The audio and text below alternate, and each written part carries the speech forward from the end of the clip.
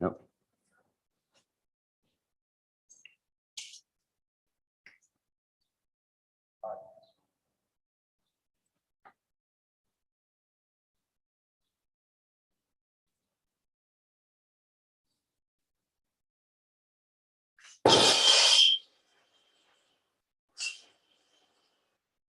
So this is why they have different size tips. So that's an 11 millimeter tip. Sometimes they have even smaller ones. So if you're working in a smaller space.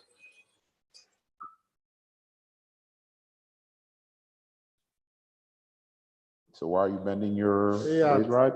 So I can reach the other side easily, and I can swipe it on the pipe. Okay.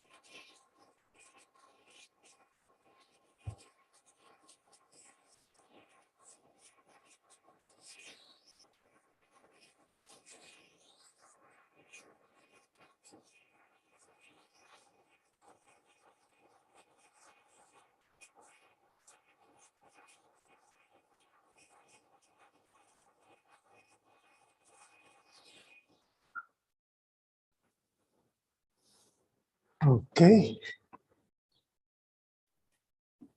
Okay, good. Don't touch. Don't touch. You gotta wet it.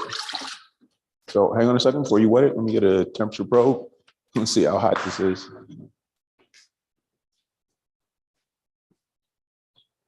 So 200. It's a lot hotter than 200. See that? 374, 450. So you never want to touch that. Okay.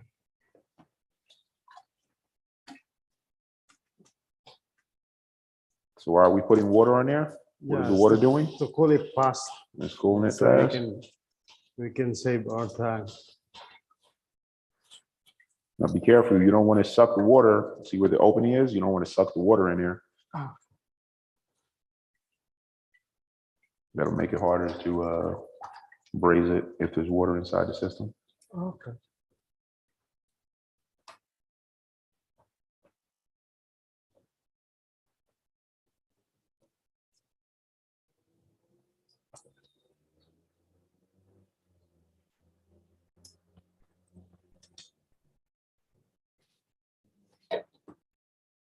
So, this one.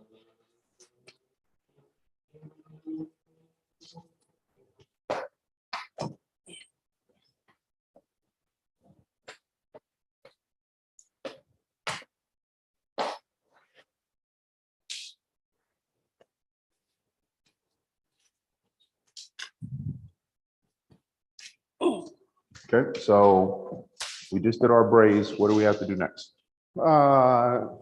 Leak test. Yeah, do a leak test. So what do we use for a leak test? Use nitrogen. Use nitrogen, okay.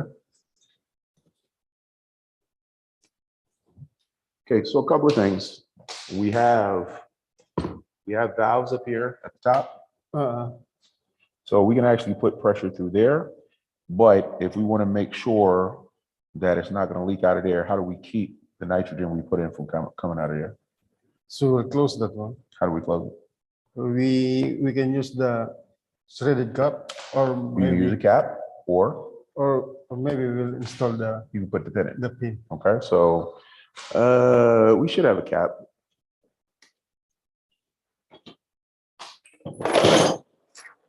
So we have different size caps.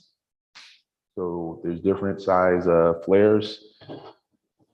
So we want a 1/4 inch.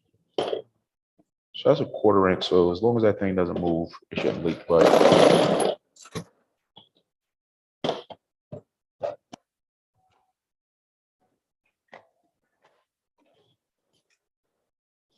Yeah, I think this one. this one could work.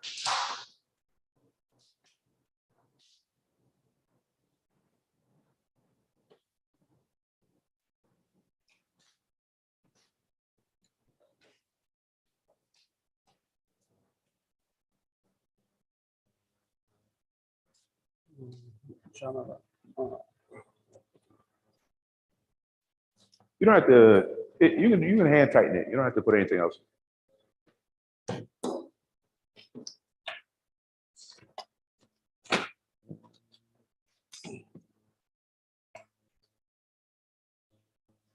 Okay, so you need gauge, your hoses.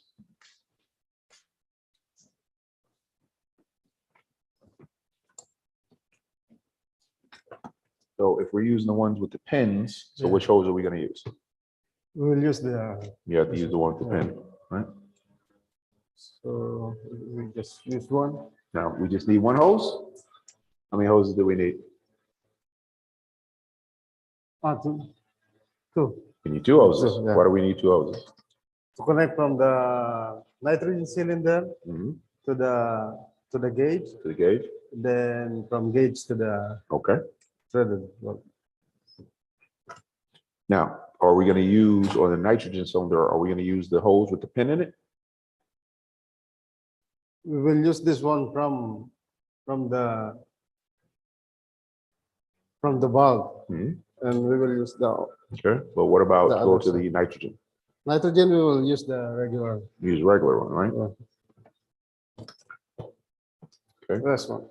Now, we could put that hose on to this valve we just put on, right? But we Yeah. have to be careful. Why do we need to be careful? Because if you remove it, No. So if this is still hot, you see inside of here, there's an O-ring. okay. There's a rubber O-ring. Yeah. And sometimes people mess up their hoses because they put it on a valve they just braced. And it actually melts the ring, and now the hose leaks. So Yeah.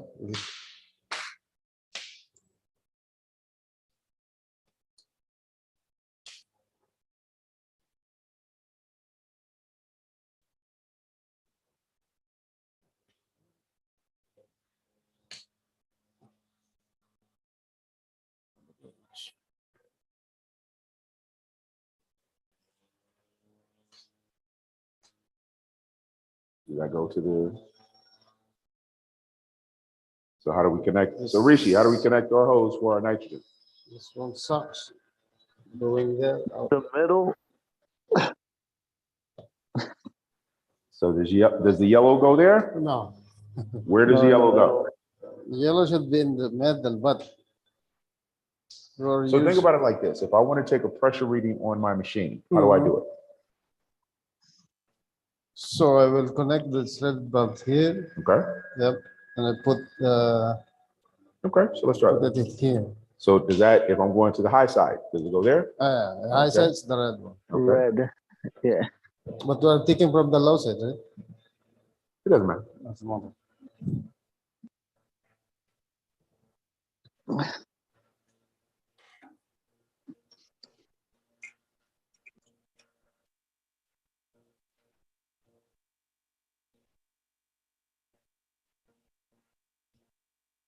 If I turn on my gauge, what reading am I getting there? 0. 0 is what? Atmospheric It's pressure. atmospheric pressure, there's nothing in the machine. Yeah. Okay, now I want to put pressure in the machine. So how am I going to put pressure in the machine? Okay, I will put from the cylinder Mhm. to this one. So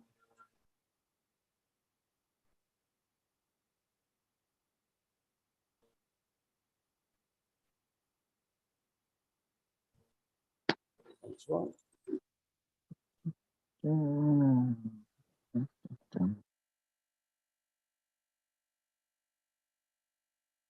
Now, why am I not seeing a pressure there? No, Did because you open the tank? valve is Because the valve is closed. closed. So what do you have to do? Yeah, little parts to remove the air. No, not with nitrogen, Okay. just refrigerant. Okay. Yes. So I'll open the valve. Okay, is my tank open? There So you go. the reading is coming. So nitrogen is going into my machine. Let me close the door.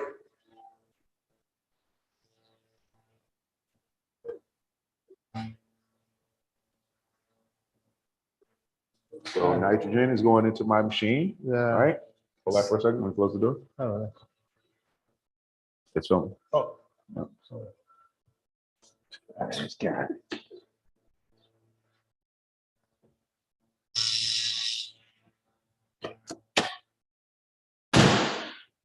Now, if I want to test to see if the pressure is holding, so you just put some Yeah. pressure in, how do you test to see if the pressure is holding? So I close the cylinder Mhm. and wait for this. What else? Yeah, close there. Okay. Now I see, is my pressure holding? Ah, Now this is a 410A system, so how high should the pressure be for a 410A system? it's the same with the. It's at least 400 PSI.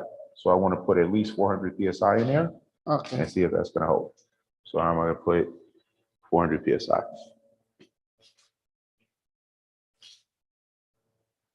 So we'll put 400 PSI.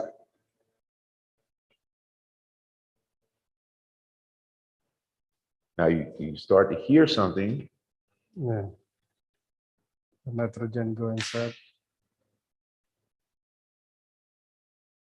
So as I'm doing this, I don't want to put that nitrogen in for nothing.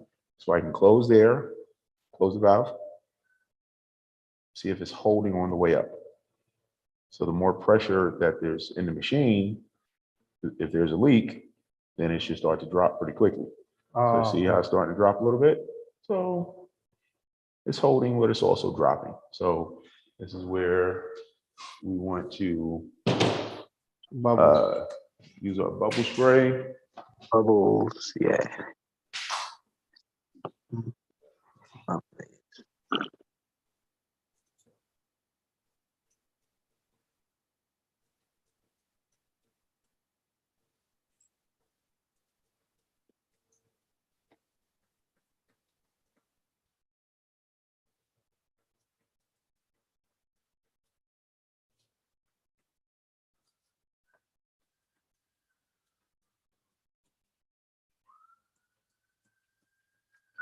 So far, it's nothing.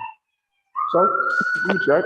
So see how it's stabilizing a little bit. So it could be holding, Yeah. but this is what we always do. We, So if you do some kind of repair, you have to confirm that it's holding to check the pressures. You have to confirm you're holding pressure. Because if it's not holding pressure, you put that refrigerant in there, even if it's a teeny tiny leak, you come back a week later, all the refrigerant's gone. Okay. So we will proceed to 400. Keep going to 400.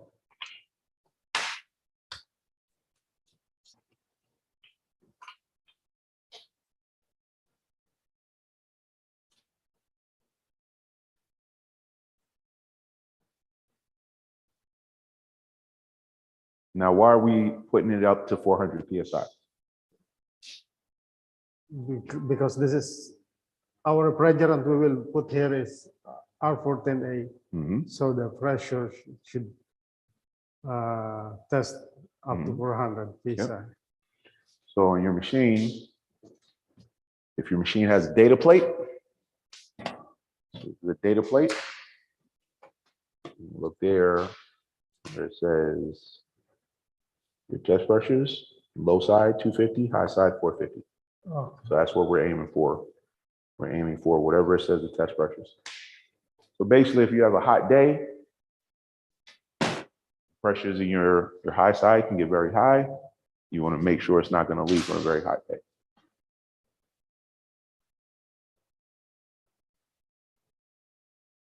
Just like the yellow jackets, right? Same thing, right? Huh? There's a digital one. There's like the yellow jacket. Yeah, same thing. A little cheaper. Do you trust that? The digital? You trust it? I love it. I only use the digital. So people look at the analog and they think they see what they're an accurate reading. They're not. They're not. I want to know if it's dropping a teeny tiny amount because I'm not trying to come back. So 400 is good. If it doesn't hold at 400, it won't hold at 450. So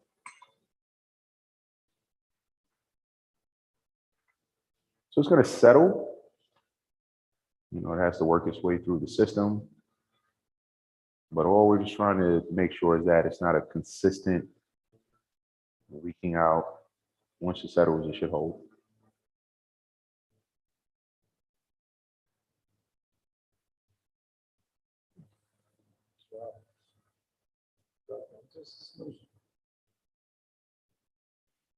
Like if you're looking at a regular analog gauge manifold, there's no way you'd be able to see a drop like that.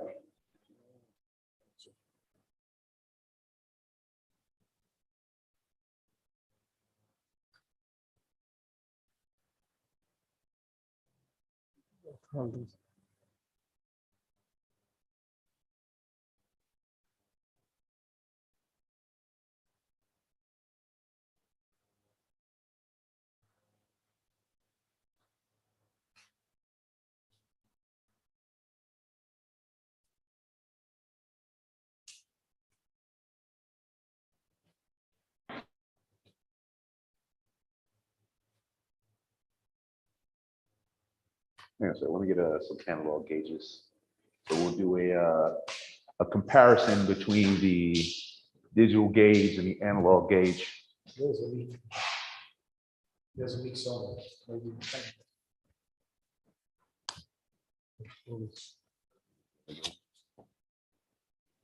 There's a leak on. A small leak somewhere. They'll figure it out. Did you spray this one here?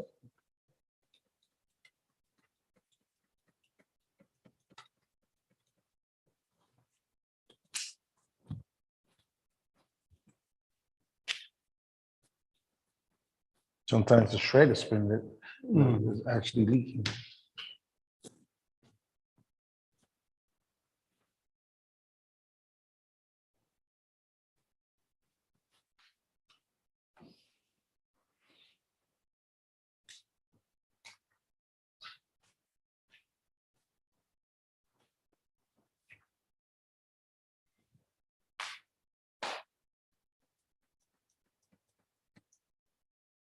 No.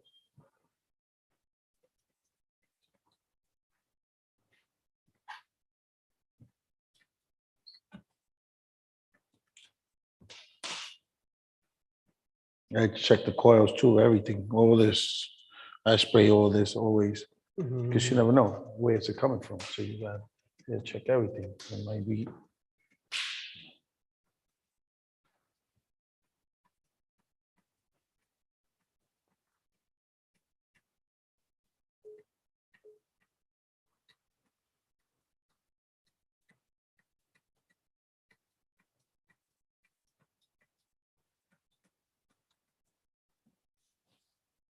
Yeah, spray is good. So,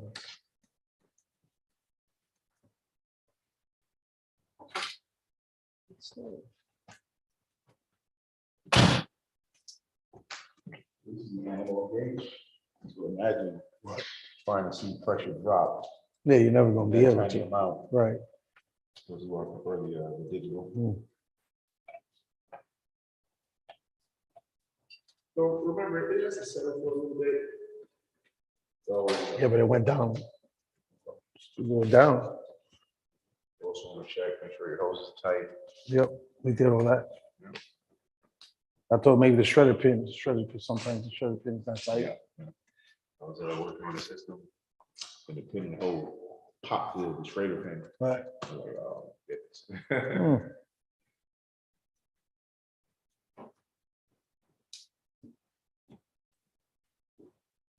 Oh, right.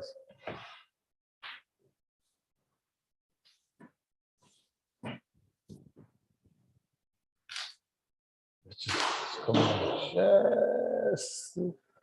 But it hasn't moved. Yeah. It hasn't moved since 4. It hasn't moved. It haven't moved now. Like it's settled.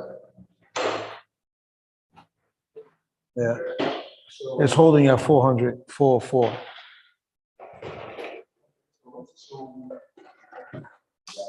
Pressure's holding. Mm. Now, if we put a cap on here, put a cap here, there's no Schrader pin here. The Schrader pin on this one, right? So our next step is going to be to evacuate the machine. Okay, so how do we evacuate?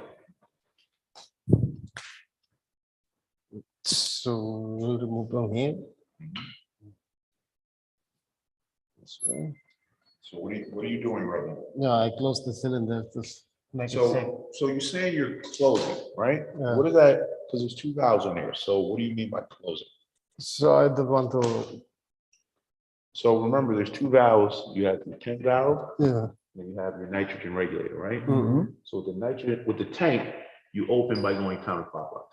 You close by going clockwise. But with the regulator, you open by going clockwise. Counterclockwise And you closed. open by going close, excuse me, by going counterclockwise. So this will be closed. Yes. So if you keep spinning, the whole thing will. Under the tube. Okay, so that's closed. Now, you could just take the hose out and let the, So, yes, so the hose, the nitrogen is coming out Mhm. just inside of that yellow hose. Mhm. There we go. You could take that out. No, So we'll the open same this thing. The same thing here, right? And let it out into the atmosphere, right? It's okay. We can open from here. There, open it from here.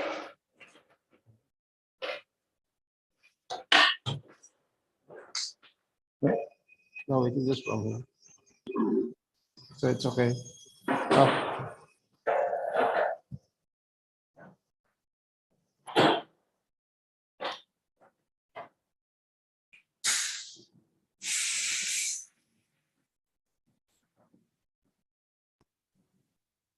But that red hose is low loss fittings on both sides, right?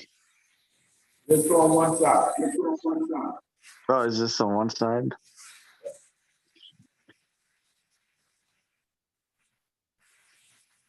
If you look at it, right?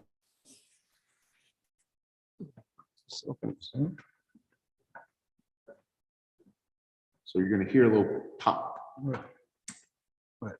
That is from the Schrader pin closing, but there's still nitrogen Right in here. So you take the shredder off. Okay. Okay, so at the same time, if you look here, Yes. you see there's pressure Uh-huh. because that's the pressure of the nitrogen in hose because this pin is closed.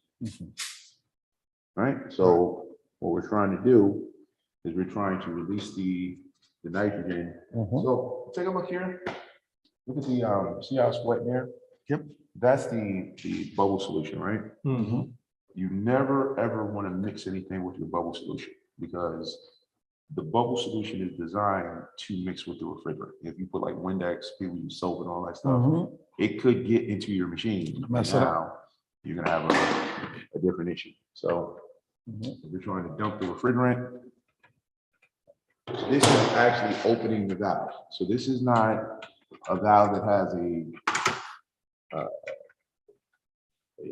So it's actually pushing the valve open. Yeah. So you can release it from here. yeah. That's it.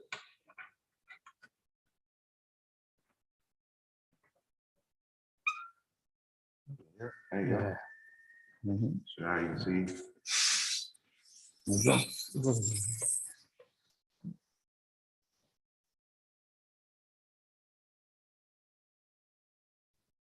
Everything will go to 0. And you take that off and you put the vacuum machine on it. Now, before you do that, before you do the vacuum, what do you have to do? On that machine. So you just did something. What do you have to do? Put the You pin have- you here. gotta put the Because pin we in. don't have- Because if you put the vacuum on, Yeah. Then and then you come along later, and you're done. your refrigerant or whatever is coming out of here. So you gotta put the pin inside of And you there. put the shredder pin. So with the pin, this is called, this is the core. So if you actually look, you can kind of see, if you push, you see how it's pushing down? So that's where the opening is at the bottom. So you push the pin at the top and it opens it at the bottom. But you can also see there's a little rubber O-ring right there. Mhm. And that rubber O-ring is the reason why you have to remove the core if you're gonna be doing brazing. Because they'll melt it It'll and melt it. then you're done. And then this thing will not move at all. So, But, yeah, okay. that's one of the big rules when you do brazing. Yeah, man. Make sure you remove the shredder. Or shredder, shredder.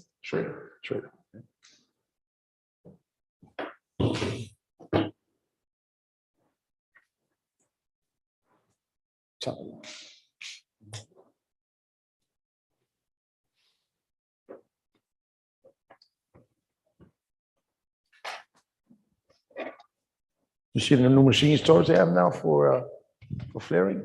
Huh? There's a flaring, there's an automatic flaring machine now. Goes and goes. Yeah. I try it out. No, I'm telling you, man, I used it when I was working with the HVAC company. That was like that. I was like, why get out of here? There's no, I was telling Wisdom one day, I said, Roger, you said, look at that machine over, let me show you something. I just said, oh, man.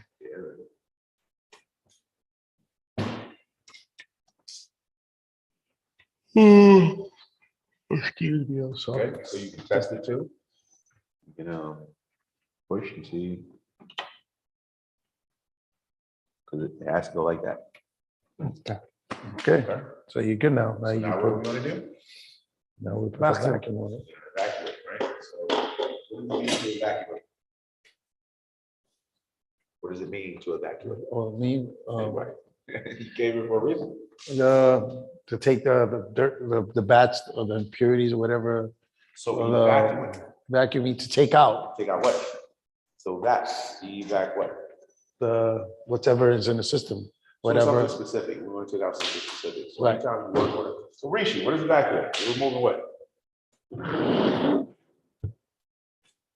John, what is evacuate? You're removing the air? Moving air. Remove it here Air.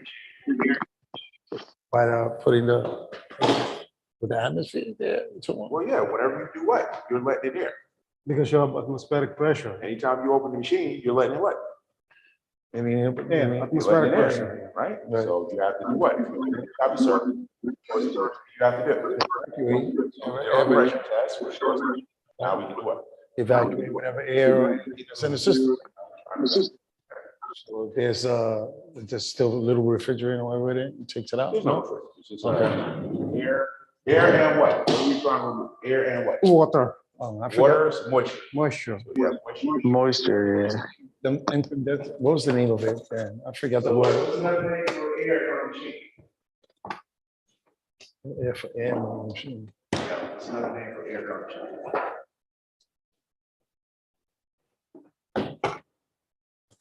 Air. What's another name for air on a machine? I don't know. Yeah, I know this stuff, guys. No air. What is it? I forgot. That's why we're here.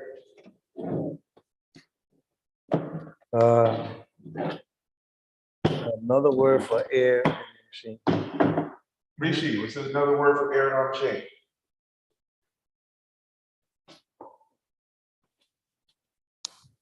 Anybody? What's another name for air in our machine?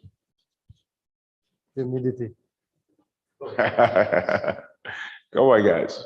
If you got a chiller, you have a purger, you're removing air. What do we call that? Non-condensables? Non-condensables. My bad, my mom was talking to me.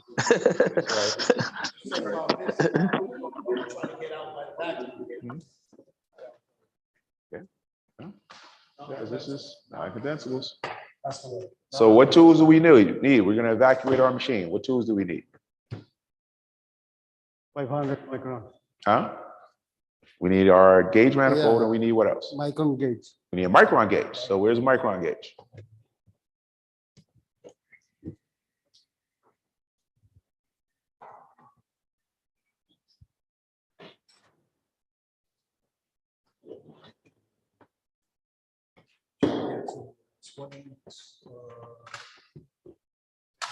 So we're doing a vacuum, guys. How deep do we need to go? So 29 is on the gauge manifold. We'll see 29 inches on the gauge manifold, but 500 microns. Yes, 500 microns. And you know that you're good. It depends. So sometimes you'll go even deeper. So with this one, so guys, remember what I just said about the hoses with the pins, right? If I try to use the hose with the pin, it's gonna stay what? Afternoon, everyone. It's gonna stay closed. So I can't use this hose to vacuum. I need a regular hose. Yeah. Yes.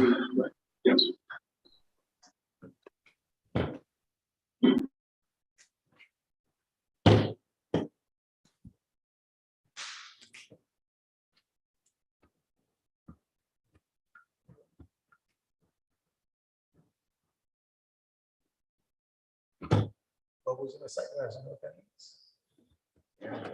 Look. It means that you don't have enough refrigerant. Okay, let's go. So how are we hooking this up? On some sight glasses, yes. So we'll actually take a look at a machine with a sight glass. As a matter of fact, we may put a sight glass. We'll see. See how much time we have.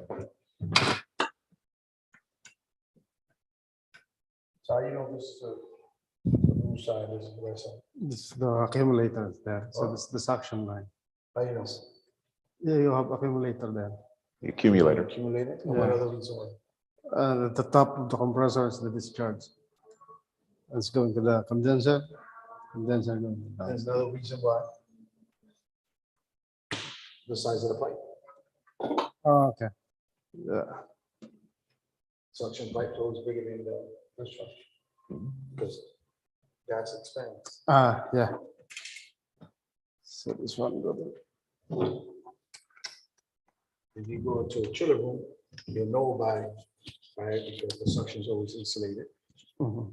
and the discharge isn't.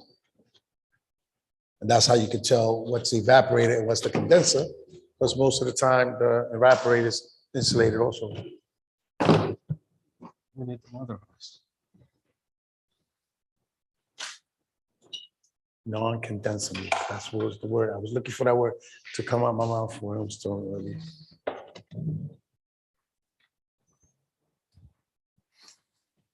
Okay. You know what you do now? You say that word 100 times for the week and you will never forget it. That's right.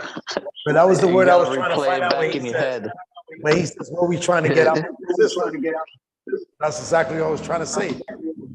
Yeah. Condensables. That was like the first HVAC class you learned that. Yeah, it's like you said, everything repeats itself in different ways. Yeah. But that could be a question on the test, and you're like, oh, it's the most simplest answer. You might think it's something else. Yeah. How are you guys doing? We're okay.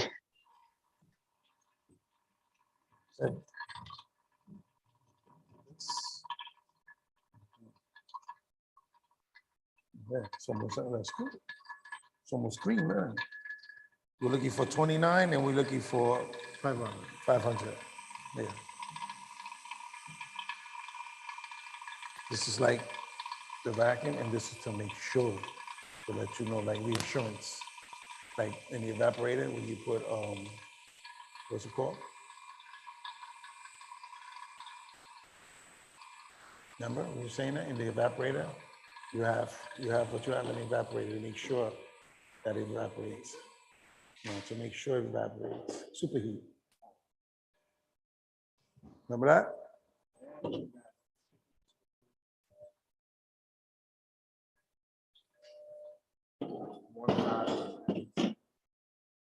Which size? Which size super cools? Which size?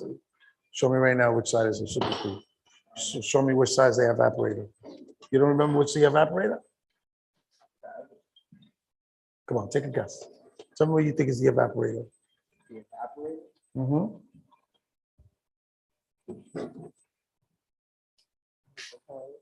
Right. So it takes the heat from the room, remember? Heats in the room and it evaporates it, right? Then it goes Condenses it. through the suction line into the compressor. The compressor, you can't put liquid in the compressor because One, two. compress liquid, right? So then once you go into the evaporator, it turns compresses the gas to high pressure, high temperature. It goes in low temperature to low pressure. Right? You're good, Torres. I can hear you. Then it comes out. When it comes out, high temperature, Okay. high pressure, So superheated vapor. Then it goes into the evaporator and the condenser. Then the condenser, as it goes into the condenser, it starts turning back into liquid, and that's when it turns into super cool. But it's still high pressure, high temperature, subcool liquid. That's super cool. Sub liquid, super cool. That's like super cool. so you can see we're already at 29 inches of mercury, Yeah, that's what I was saying. but We're still at 1200 micron. So we're waiting for it to go to 500 microns. yep. But it's not on 29, it's still 29.83. It's still, The deepest vacuum you can go is 29.92. okay, So you're almost at a perfect vacuum, okay. but we're still not deep enough. You still got to go deeper. So this could take an hour maybe sometimes for it to go down to And the 500. thing is, if you have a leak in your machine, it'll never get there. So that's why we do triple evacuation. So did you guys do triple when you were working with that company? You did triple evacuation? No, I haven't, never did that. So what's triple evacuation?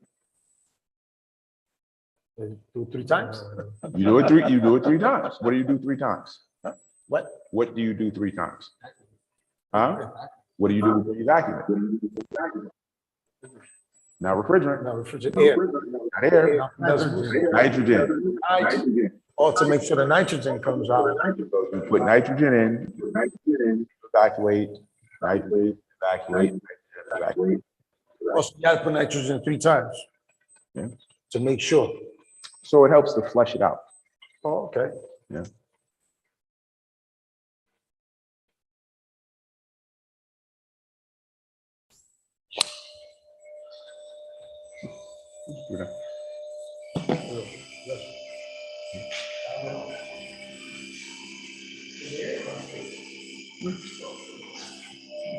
So the cut.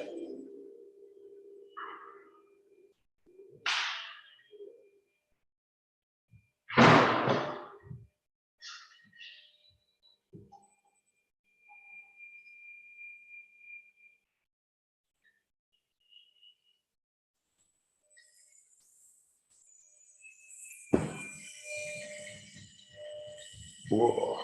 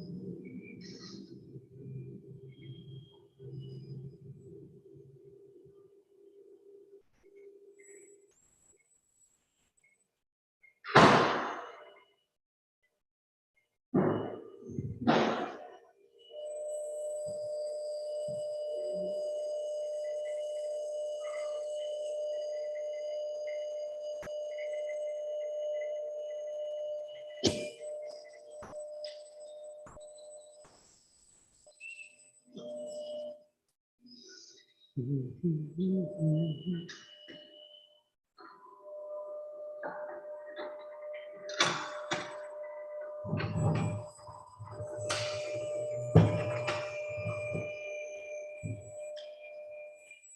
I just tightened it, it started going down. Mhm. Let me see, it's loose.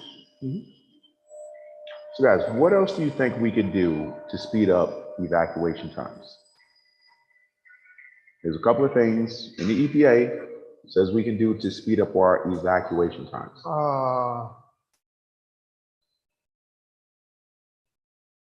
Cool, no? What do you think? You guys at home, what do you think? What can we do to speed up our evacuation times?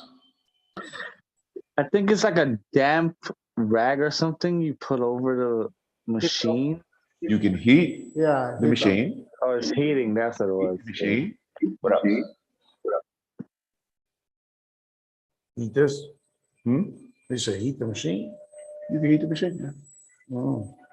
What else? Mhm.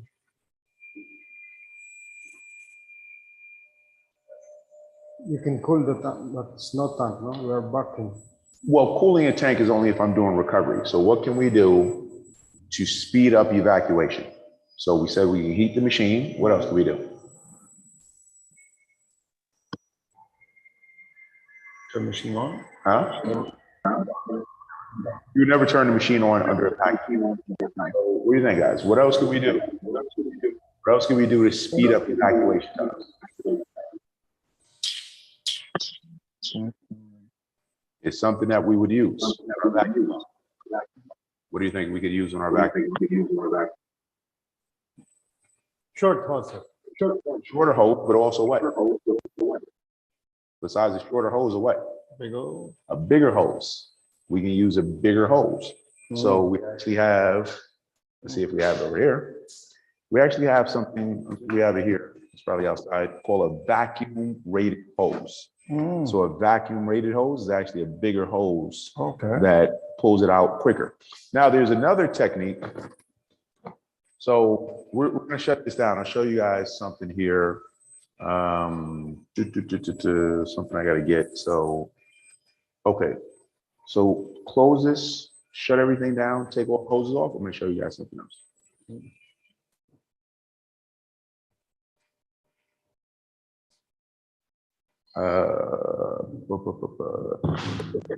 Torres, I was thinking about the heating blanket. That's what I was thinking about. Yep. So I'm gonna get something from outside. Hang on a second. Oh, wait, nope. You may have it here. No, not that.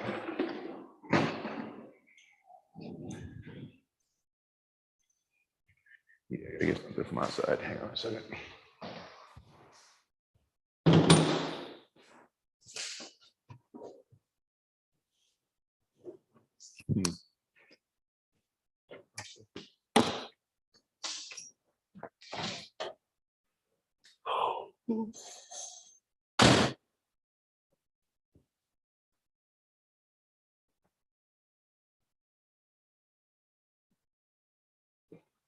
So we could do this from home. I don't know.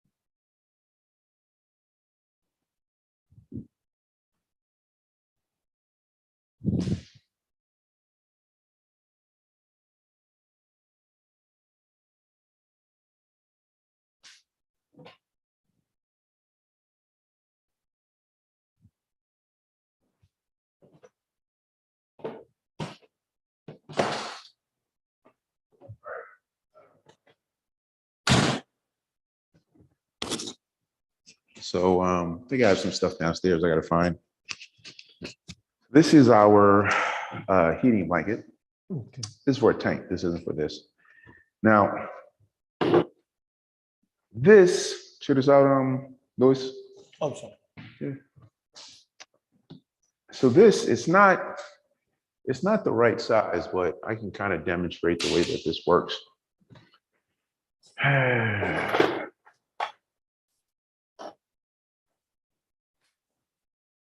Okay.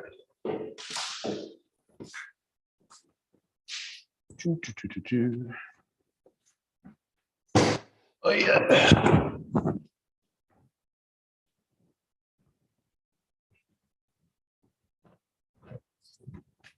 So this is called a valve core remover.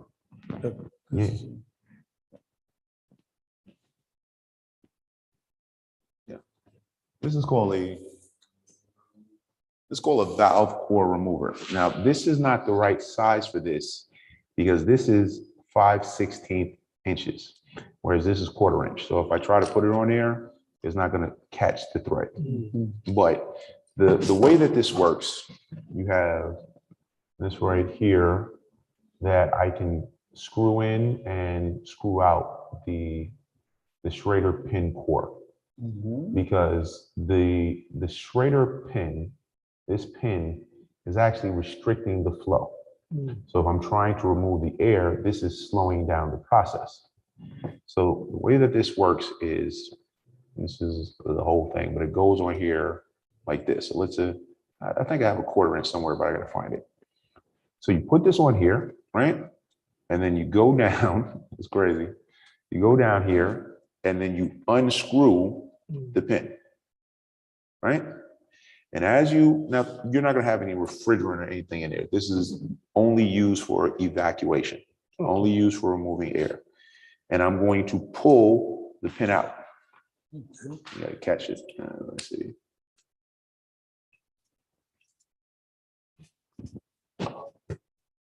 Let's assume that I caught the pin, right?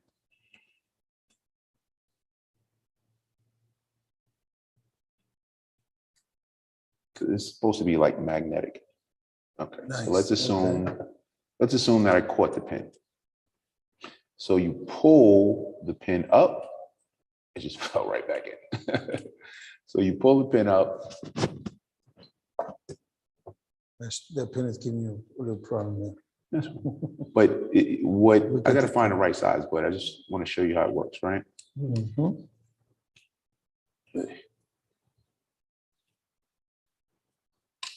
So you pull the pin out through here, Right. right? And then I can close this valve right here. Nice. So if I close that valve right there, no air can get through here. Mm. Then I can connect my hose for my vacuum pump here.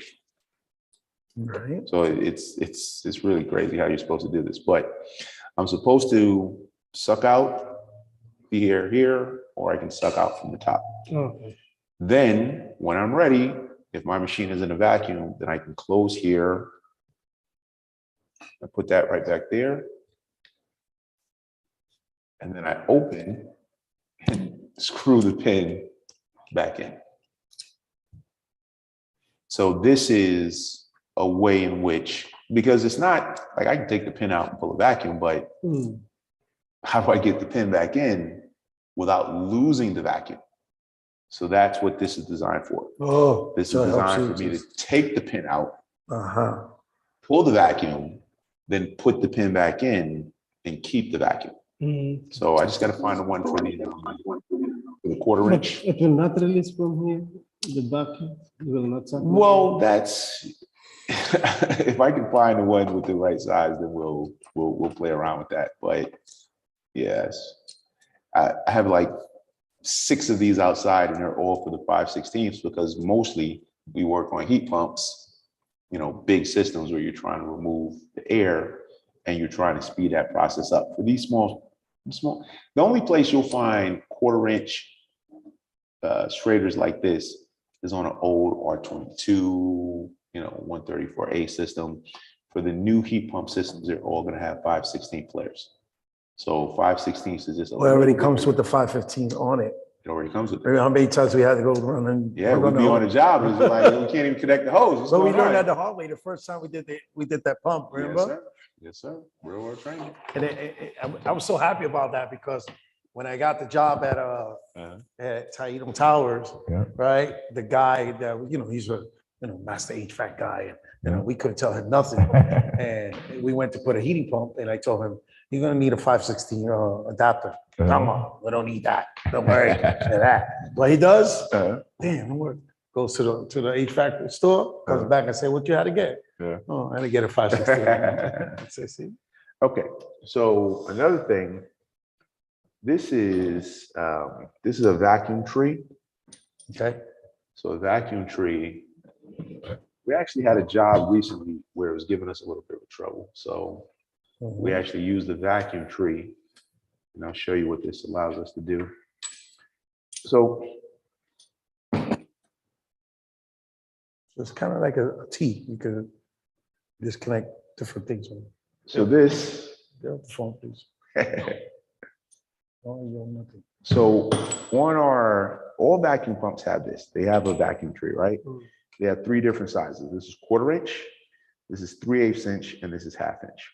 So depending on if you have a vacuum hose, you can connect to one of these 3 different things. The problem with this particular vacuum pump, it doesn't have a shut-off valve. So this is a vacuum tree that has a shut-off valve. So I can connect this here because it actually says in the So, okay, here's the problem that most people don't understand. If I'm running, let me capture that one. If I'm running my vacuum pump Yes. and it says 500 microns, it's not actually 500 microns. It could just be the vacuum of the vacuum pump.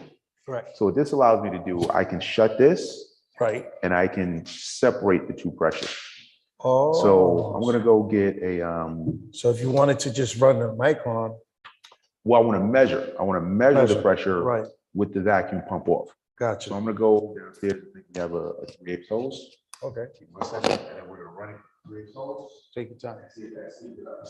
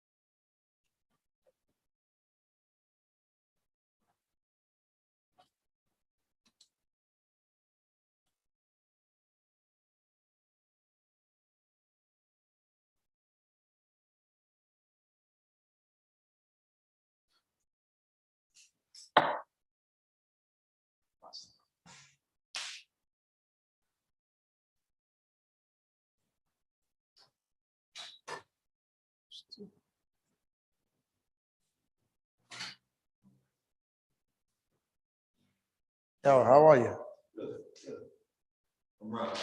Jamie. Louis. Yeah. Louis, what's up, man? Yes, that's LJ, my son.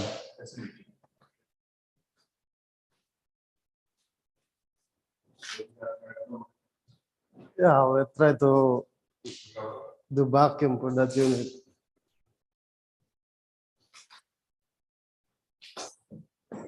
But we take times to vacuum it. It's very slow. So You guys are in his RMO class, the Q1, Q99 class? Yep. Or you in the Q1 class? yeah. All right, so this is the,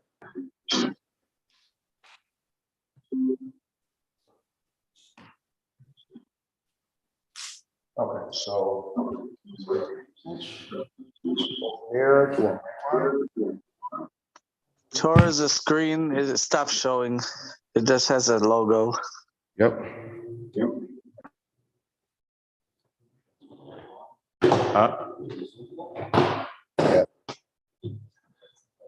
Yeah. What is one? Huh?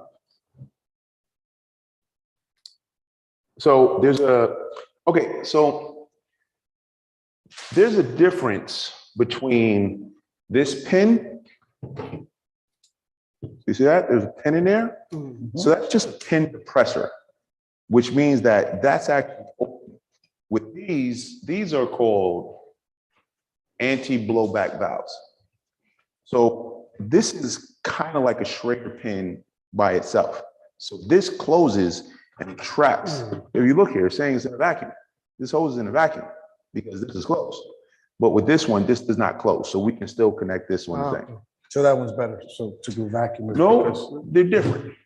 They're different. So the reason why they came out with this, man, these 410A systems, the pressure's so high, you would spray half the refrigerant in your face connect the hose. Ever happen?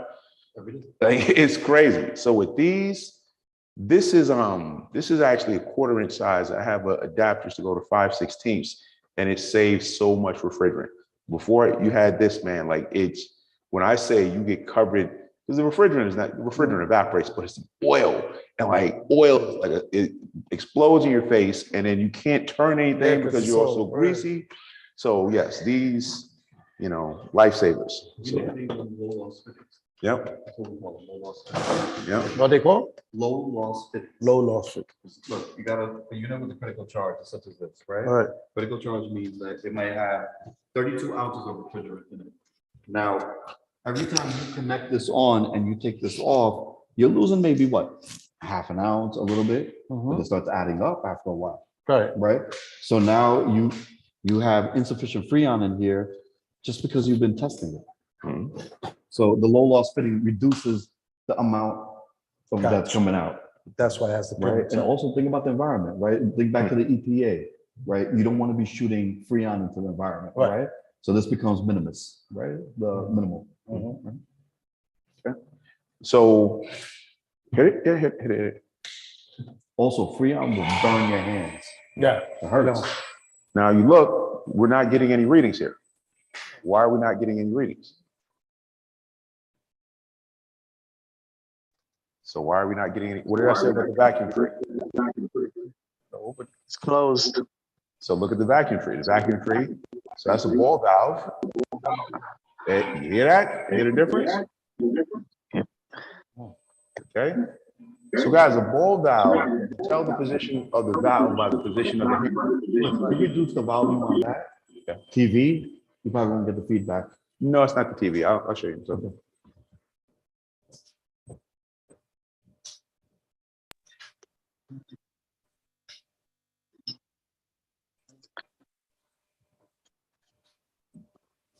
It's actually coming from the speakers.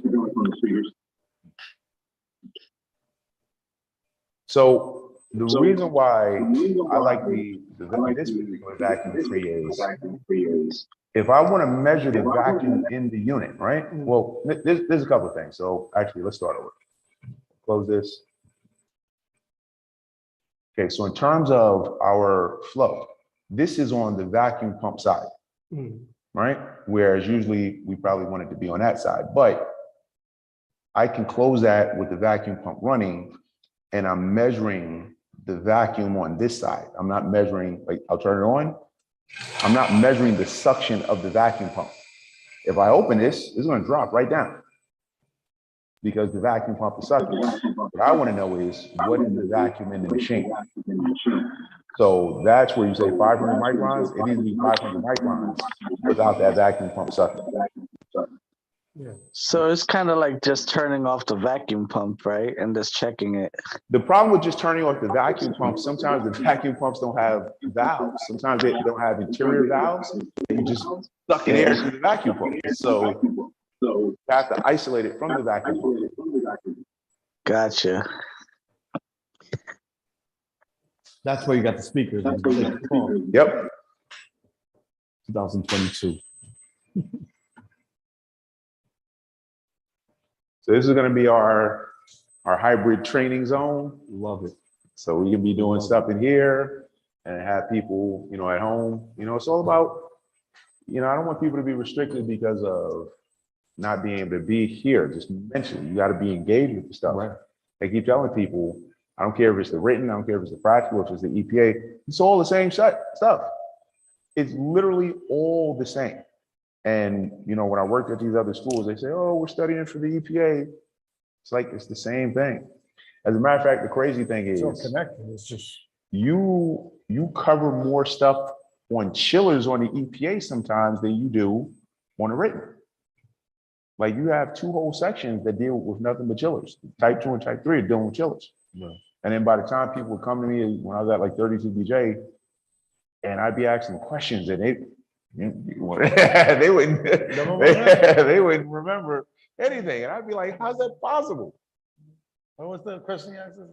What is the tonnage of something you said? And it was like, I'm studying this. So Raj, what we did here, usually we take these units, we put piercing valves, we recover the refrigerant, we braze these on.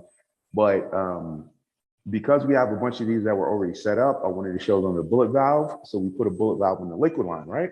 Okay. And then we braze this. So it's a bit more challenging, you know, because now you're in a very confined space, you know, so this is the newest braze. So they did the pressure test. It held at 400 and something PSI. We put the Schrader pin back in. Now we're evacuating. Now we're going to charge it up. They're going to run it. And then we're going to take some readings. Beautiful. Heated compression. That's Get it what it was. correct. That was the question. Yeah. So you see now it's very deep. So there's two things that we just did. What were the two things we just did that pulled the vacuum down quicker? Because remember, it was like 1100. Yeah, So why is it pulling down the vacuum? We had the vacuum rated hose. The vacuum rated hose makes a very, very big difference. They know that. That's something new. Yeah, and that's a small hose. You got big half-inch hoses. What's the point of vacuuming, guys? Why are we vacuuming? To make sure that first you don't have the moisture.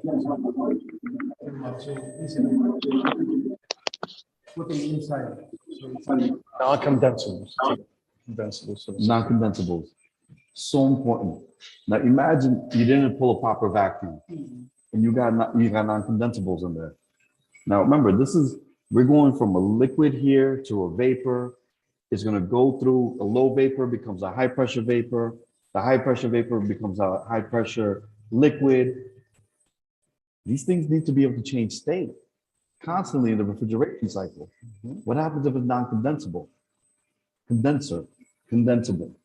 It's not going to condensate, right? You're going to get all kinds of stuff into your compressor. You get any moisture into your compressor, You're done. They'll it's a pop bomb. the head or blow It's a the head bomb. off. Right. You literally just made a bomb, right? So you need to get rid of anything that might be in there, right? Anything. The vacuum is one of the most critical points. The second thing, it also tells you if there's any leaks, right? You already did the leak test, right? But you're not going to run a leak test for like 2, 3 hours, 4 hours. It's a quick leak test you're running, maybe an hour, 2 hours, something like that. Now you went over to the vacuum. After you ran the vacuum, you close off all your ports and you see, is it holding? So remember Taurus was saying, after you shut this off, right now you're in a vacuum because the vacuum is pulling. But once it reaches a certain level of vacuum, you want to see if it holds. You come back after half an hour, you go eat something. That's what we do in the field, right? Or you start wiring up the electrical or something else in the meantime. You come back, it holds the vacuum. Now you know that there's no leaks in here or no major leaks at the very least. You ever had a client call the company like, oh, these guys are sitting around doing nothing? It's like, And no. first thing we say, we're doing a vacuum leak. You know, we're doing a vacuum. We're pulling a vacuum. We're doing a leak test right now. What do you want us to be doing in the meantime? Right? Remember, union jobs. You get caught sleeping. I was praying. Okay? We're meditating. Right? If you're sick, you always say diarrhea. There's no doctor's notes involved, right? So union tricks. Okay, so we're closing our shut off, just checking. This is gonna go back up, but the question is, does it go back up to under 500? Guys, their jobs, you get like school construction authority, you gotta pull it down to 80. Yeah, you gotta go 500 first time, because you're doing triple evacuation, 500, then 200, then 80. Wow. Yeah. Okay. So here's the deal. I'm getting confused. Why is the number going up? Because you have the vacuum closed? It's going up. So when your micron, number one, if there was a leak in the machine, it would never go down to microns. So we have a tight system, but that's indicating the presence of moisture. There is moisture in there because what happens, you got to understand, air has moisture inside of it. So anytime you let air into the machine, you're letting moisture inside as well. The reason why you're pulling such a deep, deep vacuum is to boil the water. The deeper the vacuum, the lower the boiling point of water. So it boils the water and it sucks it out. Okay, so that, without our vacuum pump sucking, that is a better indication of where our vacuum actually is. You guys watch closely here. There's actually moisture being burnt coming out of there. There's like vapor coming out of there right now. But there's not a lot of non-condensables in here to begin with. Yeah. So you don't see a lot, but if it was, you would see like a nice little. Yeah. Coming out. We were doing a class earlier. Because some of the vacuum pumps, they ask you to open up the gas ballast during startup.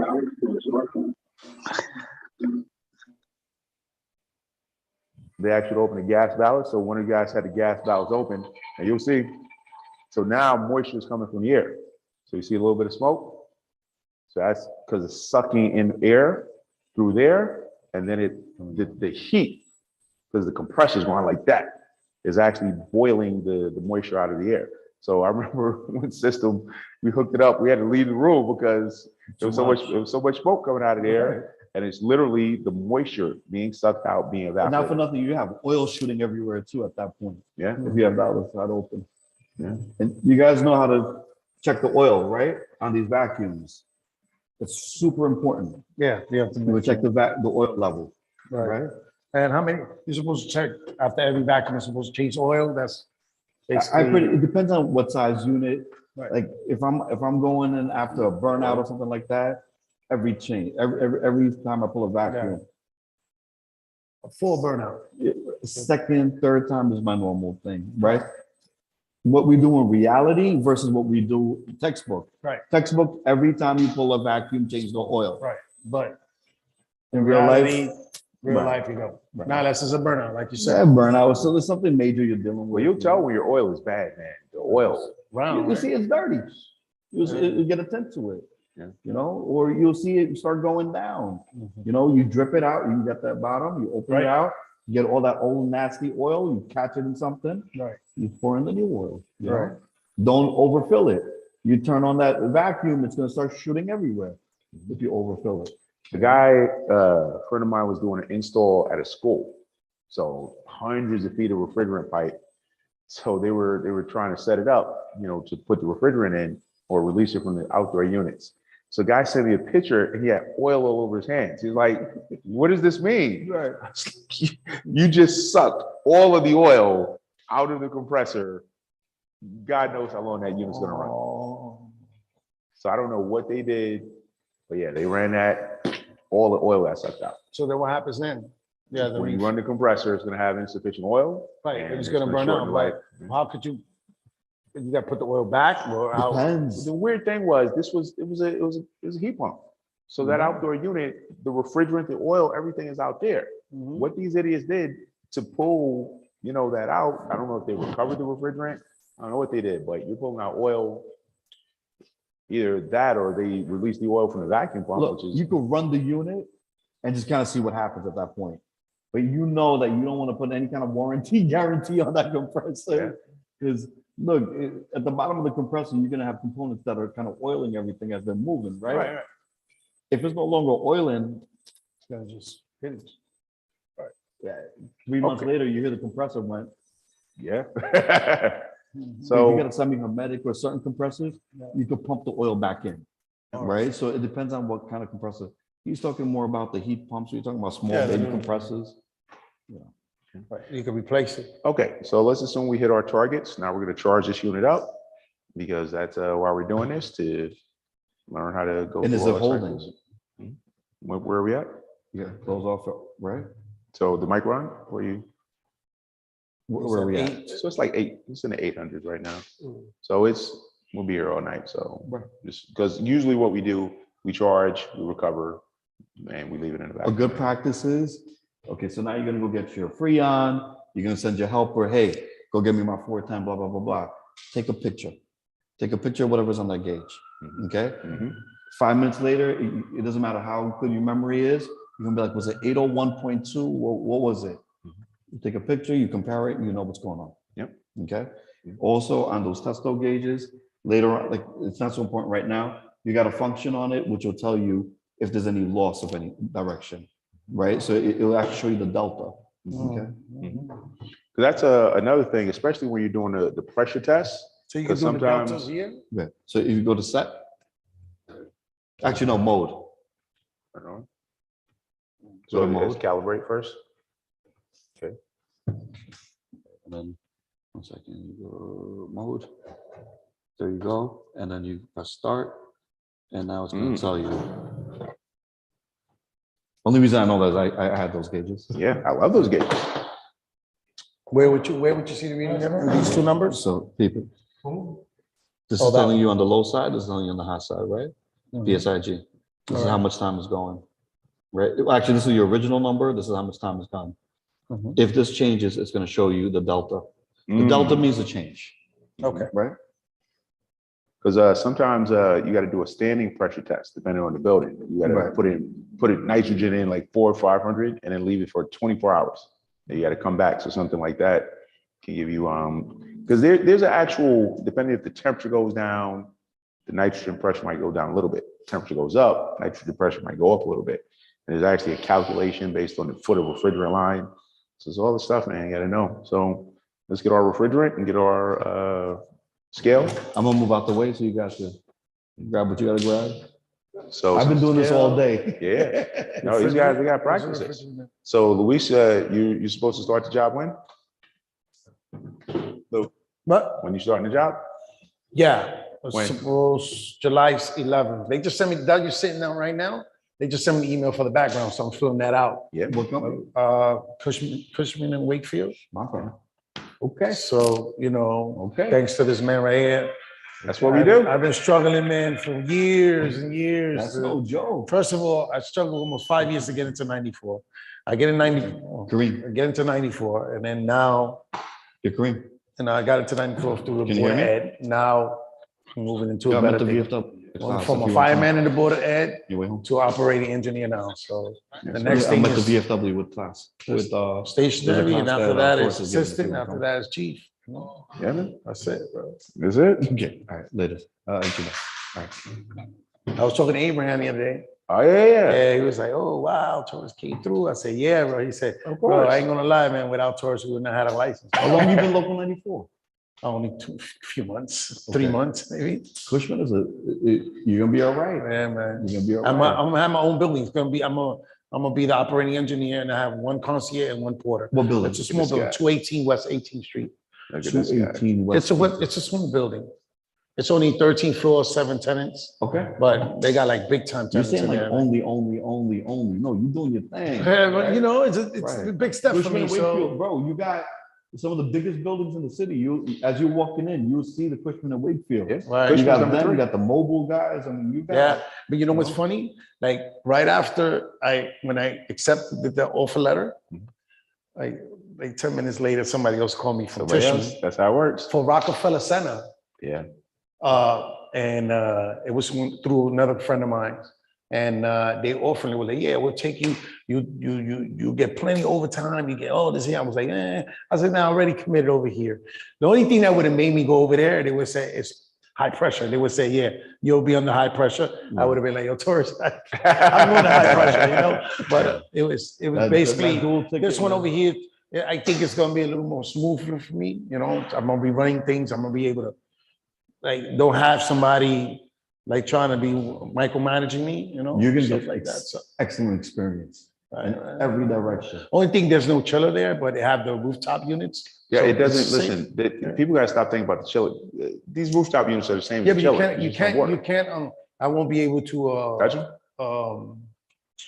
activate my license there. In that No, you building. No, she said no, because there's no chiller. There's a reason they wanted somebody who had the license, trust me. When the Yeah, building but department shows up. she did say, make sure it stays active. Hey, when the building department shows up, that's what everybody is. People deceiving themselves. All these buildings need licenses. What kind of package units? They got package units on the roof? Yeah. They got Aeon package units, they got trains. Not tram, I forgot that. Not tram. It's something else. No, but that's true. They do want you with a license because if they pop up, Everything, they just walk covers through real them. quick. Right. This is the way it is. It's not actually, they have cooling towers, Okay. so I'll be testing waters. But Right, then they got cooling, so yeah, you're gonna need your license, right? Right. Guys, I assure you, all these buildings need licenses, man. Right. They're just waiting for the fire department shows up and starts handing out the fines. I was just on in a hotel. They got a 40-ton Aeon. You're gonna tell me you don't need a license holder? You're gonna have condenser water, you're gonna have its own separate loops on certain floors. Yeah, they have loops. You're gonna have pumps, you're gonna, Yeah. So and if you have any questions, call us. We'll Dude, this walk is- you through, yeah. I walked him into the job. So we're gonna be there. Lou's gonna be like, yo, I got this problem. We're gonna be there. yeah. That's Listen, this is what you're gonna do. You're gonna take your meter, you're gonna jump the Y to the R. Now I'm in the city all day. I'm but from I'm this. out down there. Oh yeah, So, okay, yeah. I'm from his original class, the first class he ever had. Yeah? For the original class. he's one of the reasons I started Charge Tech. I mean, In my The class he community, in was my in, he community was room, having- I was a a super lot of issues. in my community room. That's where he started. That's dope. Where? And Central Oh, yeah. Avenue in the Bronx. Okay. And ever since, we've always been. And then I had my license, and I stood in the super business, and I was like, I was trying to get, I couldn't get in, I couldn't get in, and I said, when I got tired of being in the super business, I said, you know what? I'm gonna try and get in 94 through the school. Because my friend Abraham, which was one of his original students, also. He said he took a pay cut. He was with 32 BJ as a porter for years in Riverdale. He said, the hell with it, quit that. Went into the DOE as a cleaner, right? It wasn't 94 yet. He was still 32 BJ as a cleaner. Right. After that, the guy liked him so much, the fireman. After the fireman, stationary engineer. After that, he got a job as he was a fireman and stationary one in DOE. And then in the afternoon, he had a commercial building he was working to. Nice. What happened was he took the custodian engineer test, passed it. He's a custodian engineer of the school now. That's 4 years he did it. So, but I'm not as fortunate with the guy I'm with because there's a fireman there already. And it's just like he doesn't have me doing anything. You're just starting the next chapter right now. Yeah. That's it. So once you get into Cushman, you got JLL, you got all these different companies. Look, this doesn't have to be your end all. This could be just building your resume for the next 5 years, or 10 years, or and those boys. I mean, I know. I know there's a big company, and I know. In the interview, I told her, she said there's plenty of room for growth. You're not just gonna, you'll become from an operating engineer. You go. So you guys, go become the an person you're assistant. talking about, she was an engineer. Yeah, she's the director of the. No, she was a building engineer. Right. And now she's the head of engineering for like the whole East Coast. so that's what I'm saying. Like So you might there's- start in this building. A few years from now, you might decide that they're gonna give you a bigger building or something. Yeah. You're working for a much bigger. Yeah. But then, so if you look at it, like people don't really know the origins of Taurus Tech, right? Literally, I was subbing at 32 BJ because a friend of mine, Abraham, was teaching there for years. And he was like, I finished teaching. I was done teaching. I was running my gym business. So he was like, oh, I need somebody to back me up. So he was like, come and sub for me. And I was subbing and I walked in there. I started asking these guys questions. They had went through like 3-4 years at 32 BJ. I mean, like ton of cooling, like BTU, and they didn't know anything. Let me And tell it was, I was like, yo, you guys are in trouble. And they were like, oh, we're gonna go to Turner School and pay. I was like, What was the first question when he walked in? He said, hey guys, he said, hey, yeah, we know a little something. He said, what's heat of compression? Right? Yeah. And we was like, what's that? He said, what's the other? I forgot the other question. What was I asked? He said, you don't know that? He said, you're never gonna pass the test. And then he was like, it was like 2 weeks. It was like, we learned we had like 4 or 5 different teachers. We even had a teacher that fell asleep on us. I don't even know, with 32 BJ. There was another teacher that wanted us to teach him, like, all right, from the book, tell me what the book says. What was this? So there was one teacher that was good, that was Oscar Moran. He was very I good. still know Oscar, yeah. Yeah, he was the one that got us the EPA. And then Abraham, we went from there to Abraham. Abraham afterwards, he taught us what he could teach us. Yeah. And then he came in that one day and was like, nah. He said, you're not gonna learn this in 2 weeks, guys. Nah. He said, if you want, we could do something as far as study class or something like that. And we was like, damn, you're right. And we just started a study class and he got us our license, man. He came in there with laptops, put screen, and everybody took their turn. And Yeah. out of 8 students, no, we started with 14. By the time we got to the community room, there was 8 and 7 of us passed. The 8th one didn't pass because he just went lazy and didn't pass. Lugo, Lugo, Jose Lugo. But if it wasn't for this guy, man, forget it, man. And then, on and off, I've stood in contact and helped him out with some projects. We went on a lot of field trips.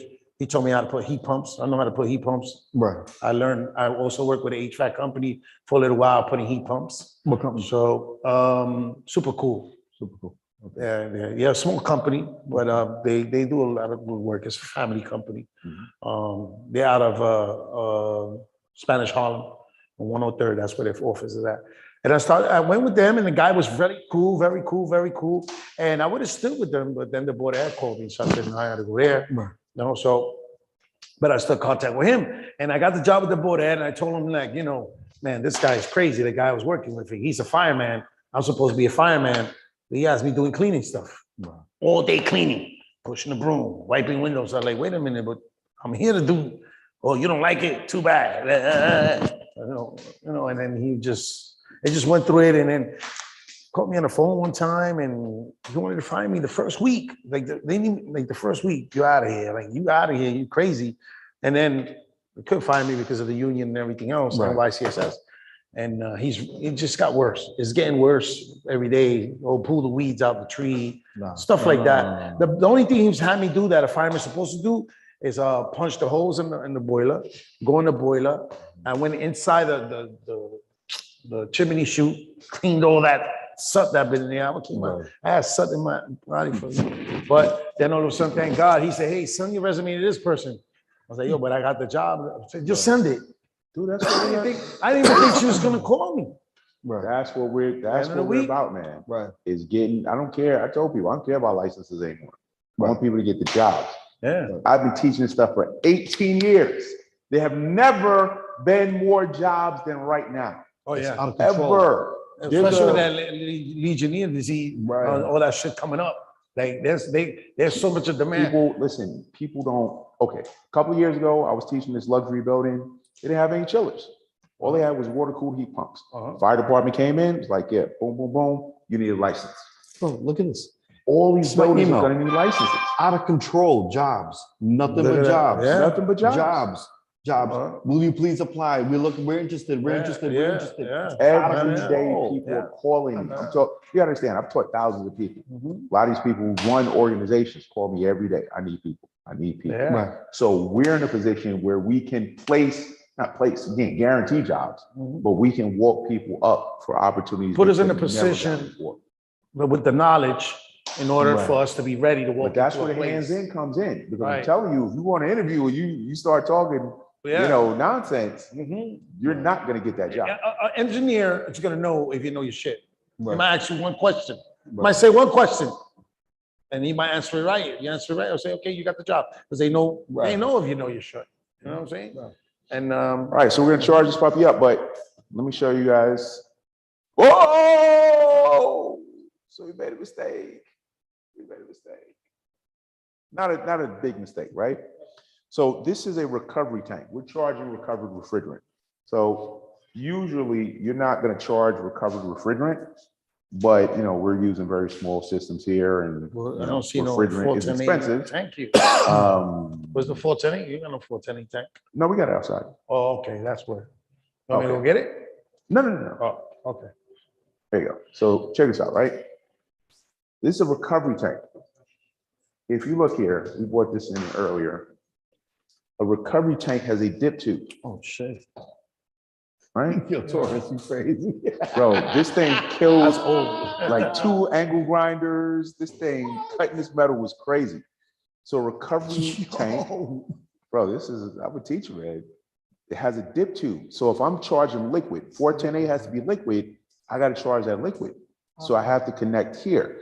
Now, it's not catastrophic because we can just flip the tank. So that's what we'll do. But understand something. This is a 30-pound tank.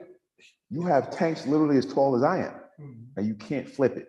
So if you're charging from a recovery tank with 410A, you're charging with the liquid. Yeah. Yeah, you can even, this is even, all the stuff is on the EPA. So with a regular refrigerant tank, you just have the hole that the vapor goes through. That's why you have to flip the tank over to get liquid from a tank that only has one valve. This also has, so this was an old school mechanical float. So I can use this to recover, and then once the liquid level gets high enough, the float closes and it shuts it off. So that I don't exceed 80%. Yeah, man. Yo, wait. Yeah. I love this stuff, right? Gotta take a picture of that, right? So we got to flip that over.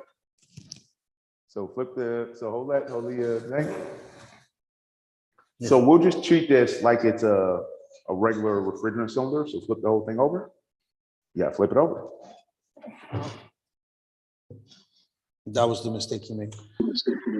It's not a catastrophic mistake. It's just you have to be aware of this stuff. What happens when you open up that vapor valve and that tank is sitting up, the refrigerant separates. With 410A, it's a mixture of different refrigerants. And when you don't put it in as a liquid, you're only putting some of the refrigerant in, and then it doesn't work properly. So you have to put it in as a liquid. Yeah. So I can just come here. Well, Where's the scale thing? that is the scale. Where's the? That's So much more sense now. Yes, So the vapor from the top just comes right out, right there. the liquid on the bottom.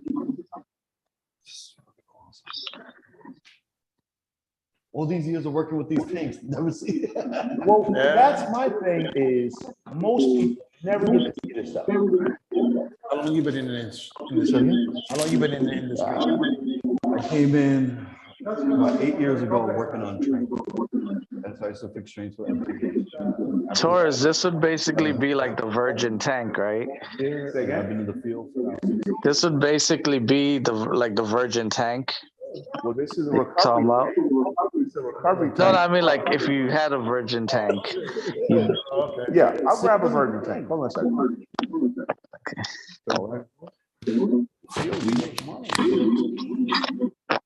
Yo, shit.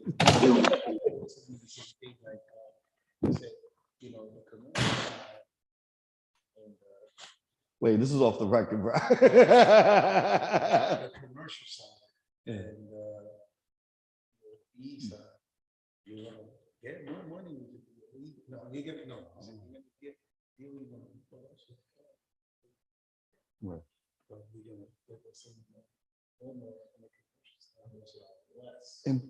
But we still, look, you're local 94, you're good. You're beating the city in almost every benefits, okay? You're making guap. I don't know if you're at scale already, but once you make. I'm not scared, at 41. I was full scale fireman with 36. Right. There you go. This is a virgin tank. Scale for you guys, I think is 47. 47, Yeah. And wait, you guys are fighting again. So you see the virgin tank only has one valve on it. Yeah. So if I want to charge liquid, I gotta put it upside down.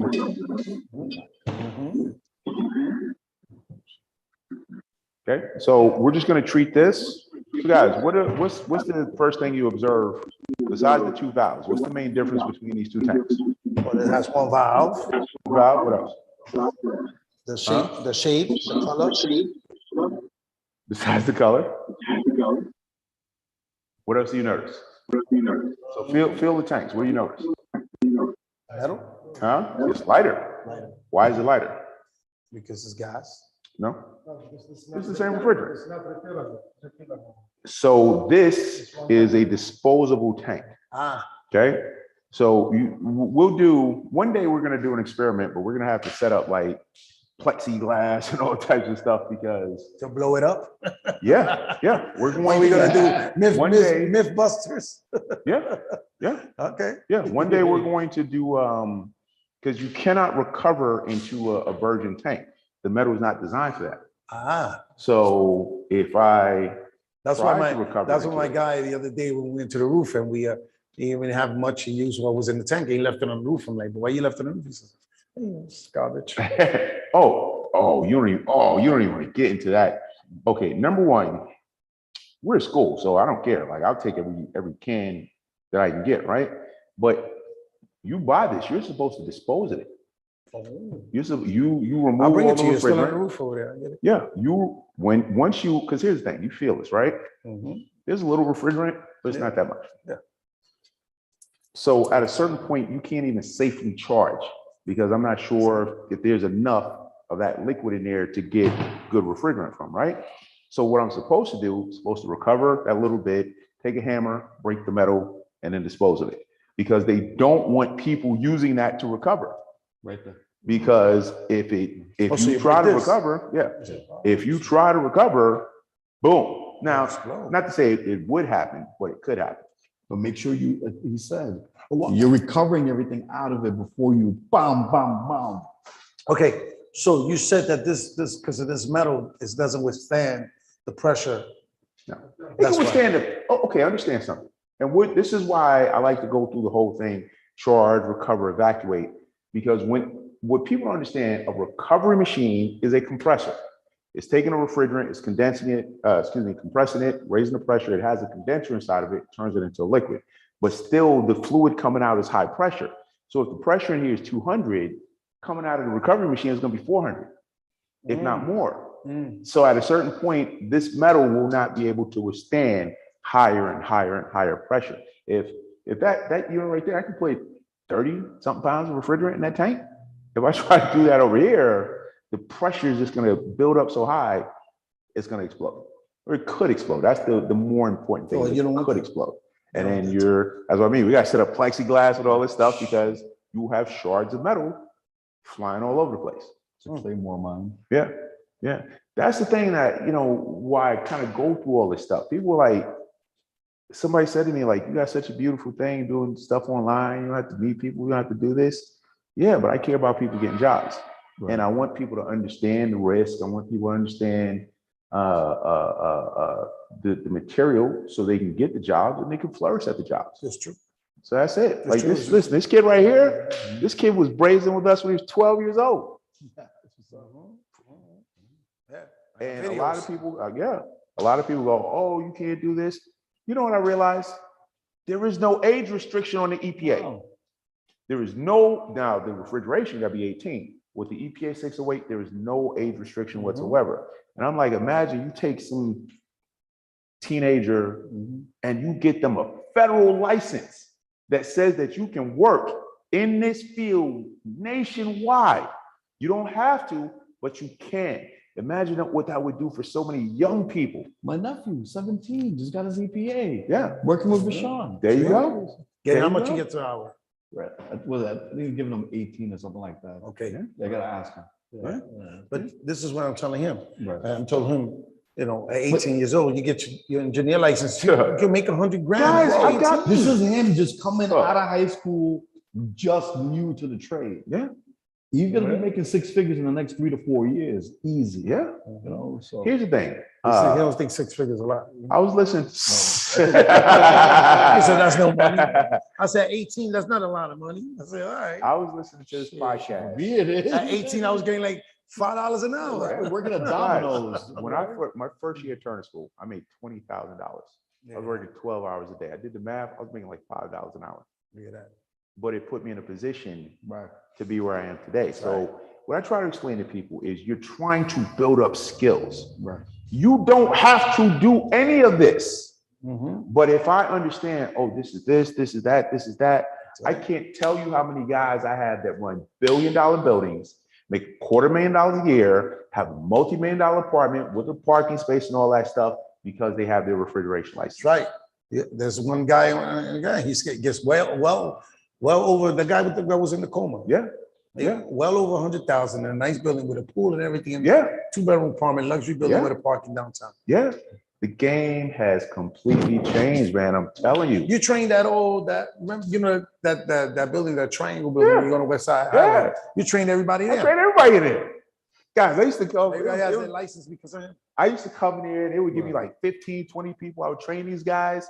And then it would make me feel bad because half the guys would leave and get better jobs. And then I got to show up. And it's like, I didn't want to hurt the building. But here's my philosophy on that. This is business. I've had a lot of people work for me, intern for me. I always tell people, you don't ever have to sneak around behind my back looking for a job. I'll get you a job. If you work for me, you prove to me you're serious about this stuff, I will get you a job someplace. Because then as you're out there, that makes me look good. I've got 4 or 5 jobs, 6 jobs, because I know if I send them out there, they're not going to make me look bad. And at a certain point, I got to consider, guys, I have so many people getting their license. I have the unions calling for meetings with me because they're like, who are you? That's right. Because all the resumes are saying Tourist Tech. Who are you? So I'm trying to have people know, no, Tourist Tech, our people are coming correct. So that's what all this stuff is about. Finally, right? They've been hiring out of Refrigeration Institute. Standing out, one of the guys up there today, we had a long conversation. I'm bringing it, I love it. Slowly, we got to start bringing all the students out of here straight into, you want to go into a building, you want to go in mobile. Yeah. Which way do you want to go? Yeah. So. Guys, I'm telling you, there's so many. He's recognized by the FDY. I looked at to get a letter to take because I have to take the fire safety director to get this job. I had it written before it expired. Wait, why are we talking and working? Yeah, it's all work. Okay, so. This is what we do all day. We talk shit while we're working. So I had to take that. Okay, so number one, we're gonna weigh in our charge. So it's gonna be a little tough here because this thing is a little uneven, so take your hand off. Nope. Wait. So we'll start with it up, right? The glove on widget, like if you put the glove. So we just want to zero it out. Because if you don't zero it out, then you got to do math. And it gets a bit complicated when you have pounds and ounces. So these units usually take about 8 ounces, about half a pound, right?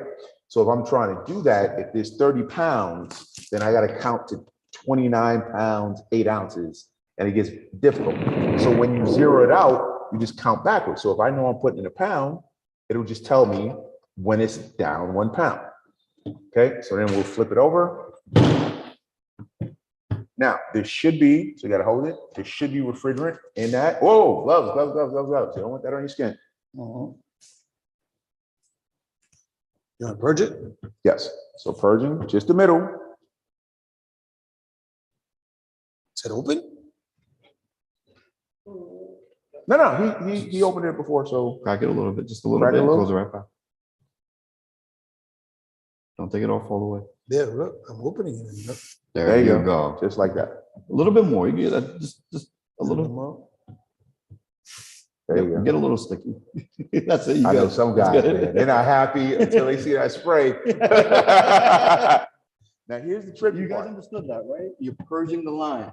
Anything that may have been in there Came out. from before, you just emptied it. So there's nothing here now that's going to get shot into the system. Right? I'm sorry. Go ahead. No, You good? No, you got more experience in the field than I do. So here's the thing I always love. So No, I don't. open the, now be careful because there's 2 valves. This is why you don't typically do this with this type of tank. So open that blue. Okay. So it's open, right? Now close it back. Just close it. So I just want you guys to see something. So this is the pressure.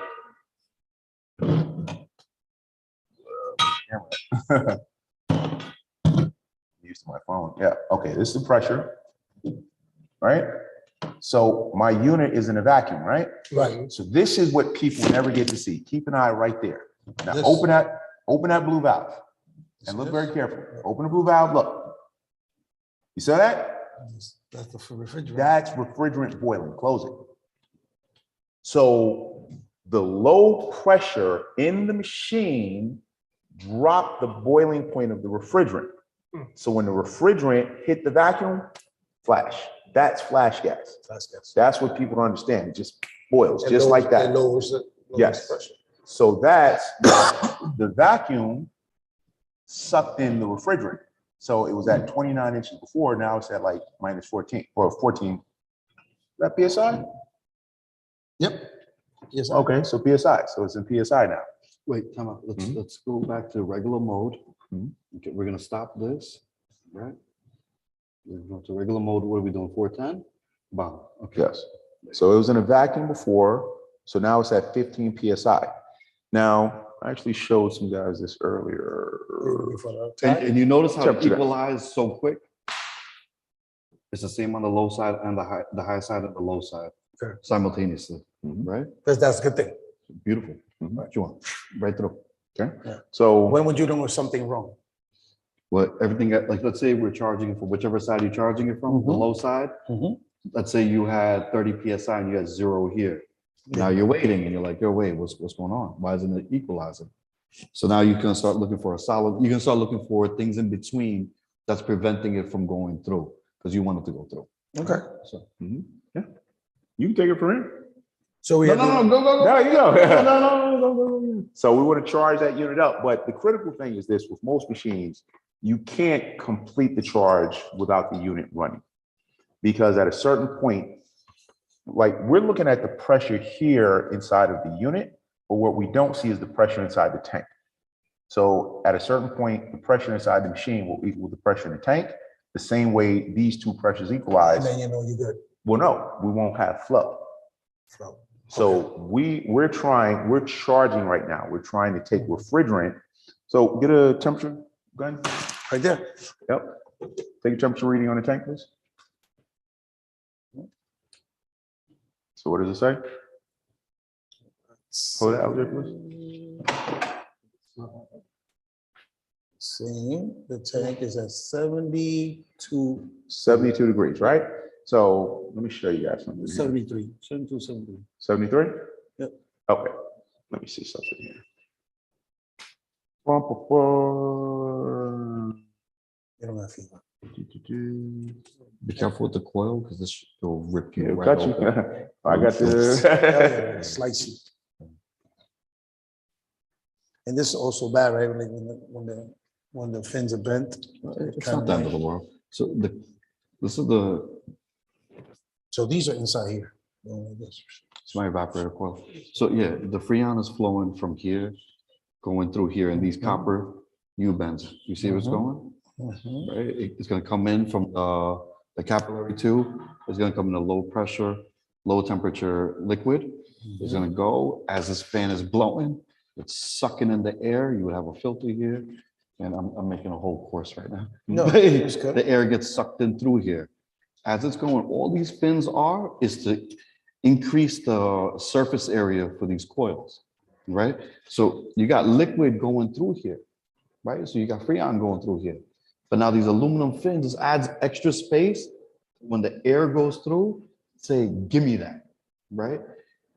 If there's warm air in the room, this copper warms up, right? It's actually warming up, and that is very conductive.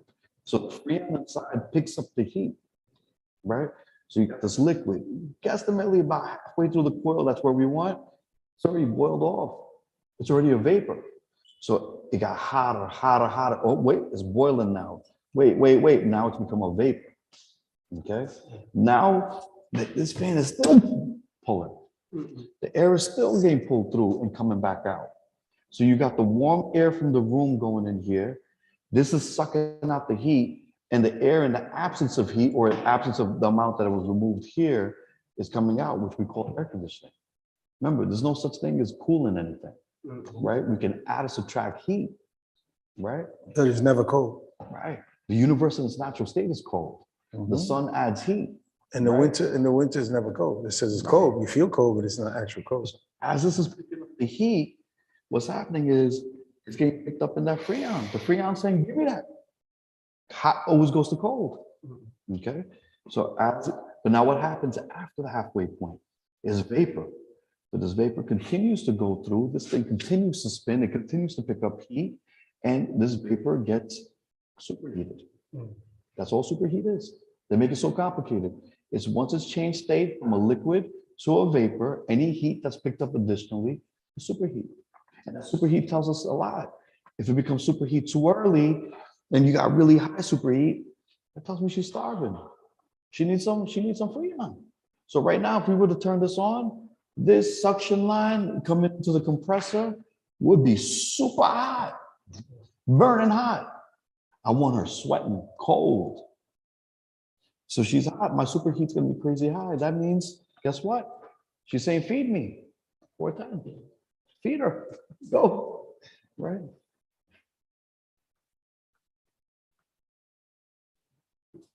So you're really watching this the most.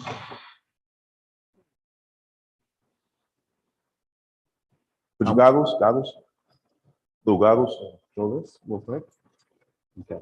Are you watching this? Okay. What are you trying to get? What number are you trying to get over here? This is off right now. What are you trying to feed him? How much? So you're leaning on this. You shouldn't. If you're leaning on that, how can you weigh it? Remember, this is a weight scale. It's uneven because of the table Oh, thing, so. Oh, so you got. Yeah, put it on the floor, try to. Well, actually, look, we'll just balance it. We'll balance it right here. Go ahead. You can let go. Now just measure this. Okay. Now, how much weight are you trying to get? So again? 8.2. Okay, so you want to go ahead? And at this point, we could also even feed. We could do it off of this too, our pressures. Okay. So being that we don't have an even number here, look, it's jumping around too much. Get me up to 100 PSI over here on my low side. I want a 40-degree coil. This is the temperature. This is my pressure. I want a 40-degree saturation. Give me a 40-degree coil. Go ahead, feed it. Don't be stingy. Now turn it off. Okay, let's let it rock.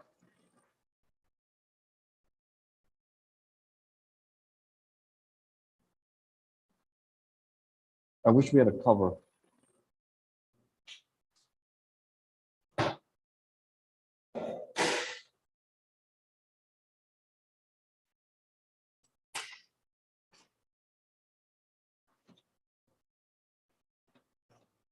Coming for it.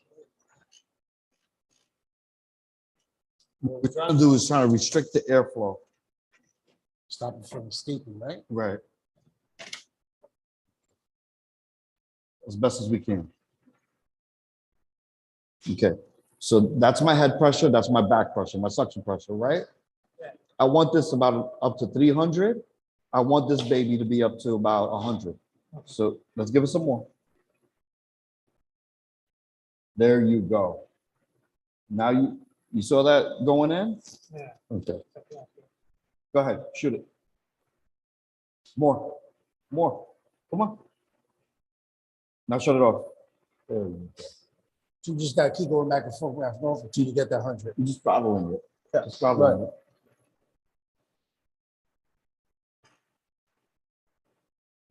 All right, come on, juice it.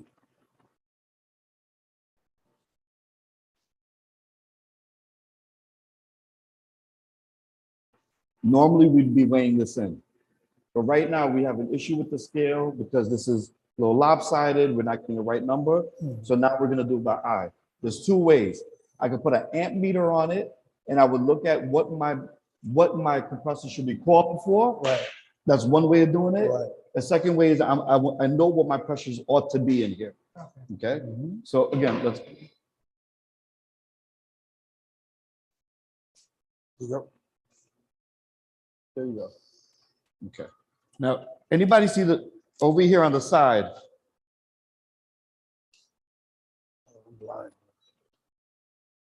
4 amps, normally 4 amps. Right here. You look at your compressor. Amps. 4.1 amps, right? Now I'm gonna come around here. Can you hold this real quick? 1 second. You wanna hit this with a little bit more. Okay, just go 1, 2, 3, 4, bang. Okay.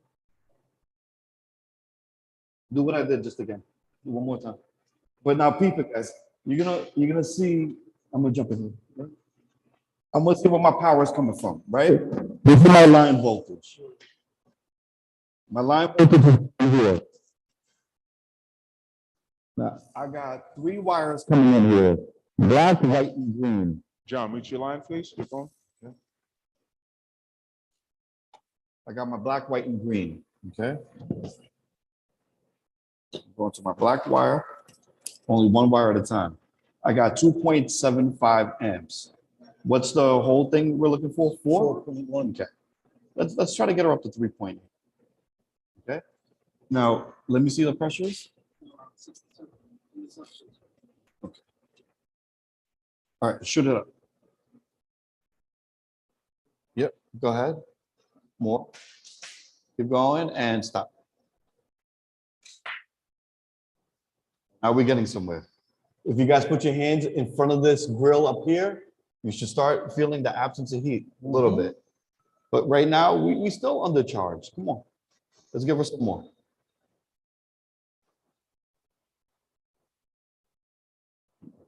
I want to speak the compressor alone.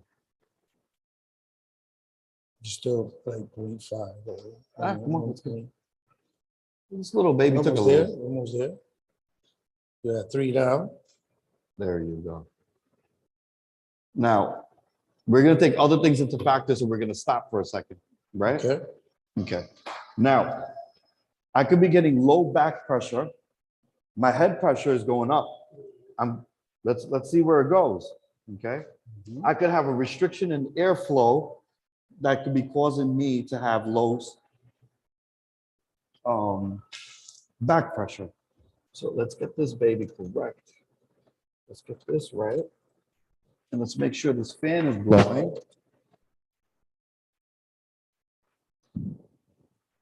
This and that. In any which way, restricting the air from coming in. It's cold. Yeah. And now guys, feel this. This is beautiful. This is pure physics. Yeah. This is sucking in the heat. The air's coming in here. The absence of heat. But where did that heat go? Blow it back You out. feel it right here. I love HVAC. That's why you know what HVAC is Yeah. it's STEM, man. Let's They keep go. talking about teaching STEM in school, science, technology, engineering, and math. Right. This is it, right here. You feel that heat come out. What's my pressures at now?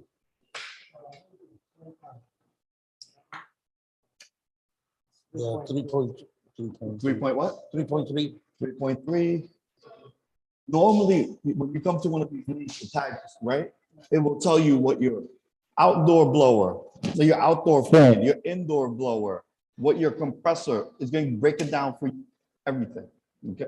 And we would amp out each component. Right now, we're looking at a cumulative 4.1. So let's go. Let's give her some more. Okay. Now, but we're watching the head pressure. Okay. I don't want to go too much higher on this side. You said the most you want is 300 on that side, right? We're We're over 300 now. But I'm just saying. we're going up to 400. All right. We're going to be up to 400. So what do you want on that side, usual for you to be comfortable? Depends. So right now, we're going to pretend this is the outside, right? The temperature in here right now is 72 degrees, okay? Over here, coming out of here, do we have like a regular thermometer? So on the yeah, so on this multimeter, this has a temperature probe on it, Nice. and then we'll get another multimeter. That's cooking. Woo! You're going good.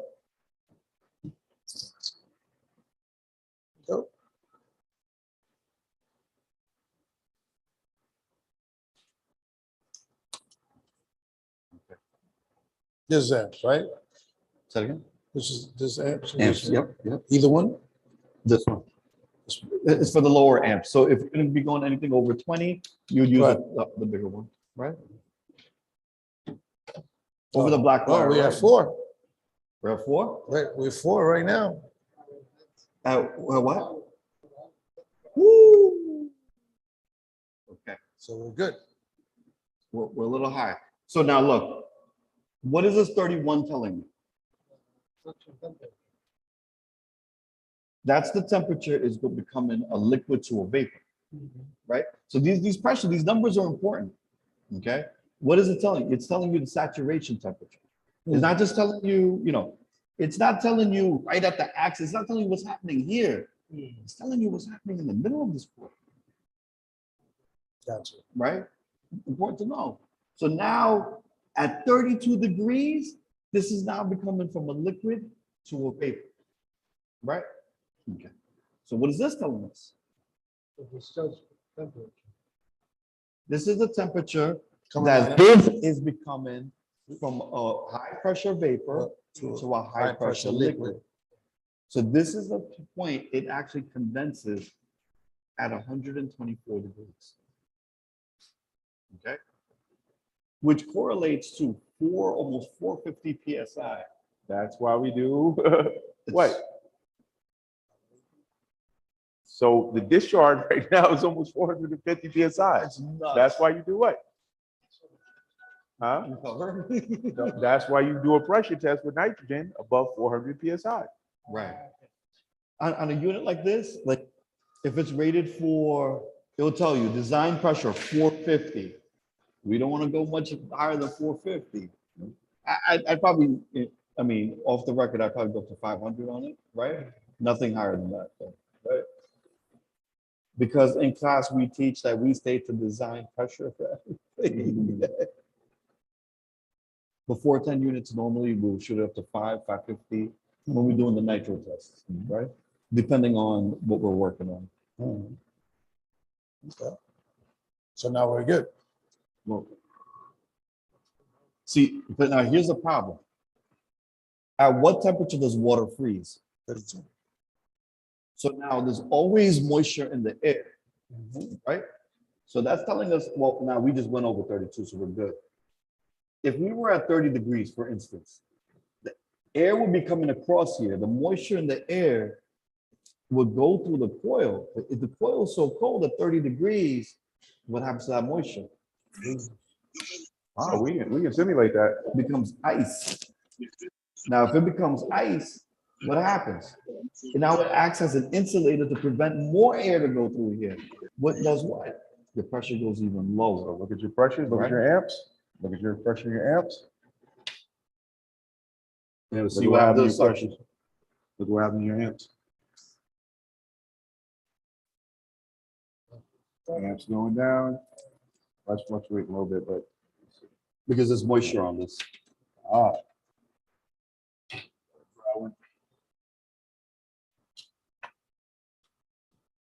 Right. Let's prevent the airflow intake. And this, yeah. And you see how the back pressure goes down, quick. the suction pressure goes down. So what's happening right now? Look at the sweat on your suction line. You're gonna start getting ice everywhere. 26, saturation's at 26. So you're gonna see it real quick. It's gonna start to freeze up. You're gonna start seeing line freeze. Yeah, it's starting to freeze now. You can actually see it. Look. Look over here. Look at your suction line. This is still okay. This is sweating. We'll get the. No, it's freezing. Look, you can see it freezing. Yep. You can actually see it freezing. That's freaking awesome. Just my objective is to get this stuff taught in schools. This stuff needs to be taught in schools, man. So if you see it, if you see that, like you open it and you see that, you say, man, there's a see restriction. the on the airflow." problem. You're down to 23 degrees. Or there's an issue with the freon. Right. Okay. Restriction with the airflow. The filter plug. You got a dirty filter. Your indoor blower is not working correctly. There could be somebody closed down a damper, so you got an air restriction. How about a low refrigerant? That's it. Look at your amps. So your amps down at 3.8. Not only is my suction going down, my discharge is going down now. This is why you have to be able to diagnose a machine, because it's never just one thing you're looking at. This is not gonna hurt the compressor that you're doing there, right? So not at this point, but if it happened enough, not at this point. This is okay for the compressor. The problem is if it's undercharged, the compressor will burn out because there's no gas to cool off the motor. So for now, we're good. The worst thing that can happen here is the low suction pressure could cause liquid to get sucked into the compressor. But again, we're good because we have an accumulator. So you'll notice that the accumulator, right, is not frozen, because wherever you see frost, that's telling me I got liquid at that point. What's up? But after, Hello. I don't have that because of the accumulator. The accumulator Hello. stops liquid from going into the What's up? compressor. Like this. Science, man. I love this stuff. Now, he said something real important. He said it's gonna get damaged because there's nothing cooling it down. What cools this compressor? The freon that comes in is a low pressure vapor into the suction. As it's coming in, one of the things it does is cools the compressor down. Now it's going to take the low pressure vapor and make it into high pressure vapor. But it comes out super hot. When it comes in, it cools it down. Without that, this thing is going to blow. Right? Okay, so let's look at our pressures. And you see with the air, it's going, it's going to go right back up.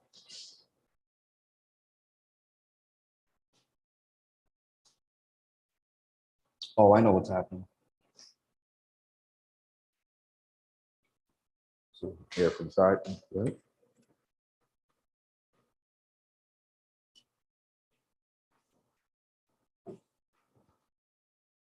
Let's put in the middle by the electrical section. Just to make shit more interesting.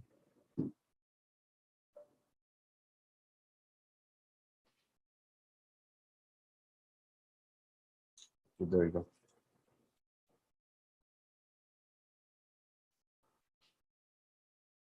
You cannot be this, like, you see how uncareful I'm being right now? Around like big units. That's how you become like, hey, buddy, you know? So that's why we were getting high head.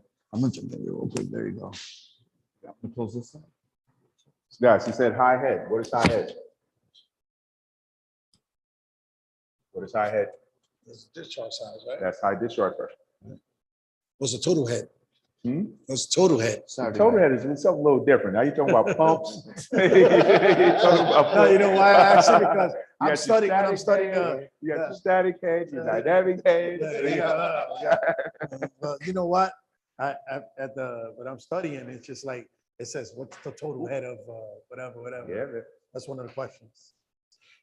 So it's funny because when you talk about your displacement on your pumps, you also use the word head. Is our head pressure coming down? No, not yet.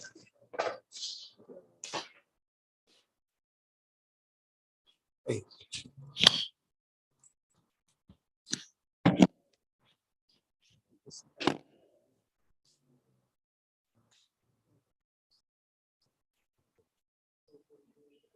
Let's leave that. And now I gotta close this down some. Because it's sucking in air. Somehow it's circumventing the coil. Okay. So what was happening is, oh man, look at these pressures. Oh boy. All right, so hang on. What was happening is a lot of air was getting into this, was bypassing the coil. So it wasn't you're getting high head pressure because you're not, the air was, instead of going through here the proper way and getting pushed out the coil, the heat is getting pushed out right here. It's taking the air and just pushing it straight out, right? Not significantly, but enough.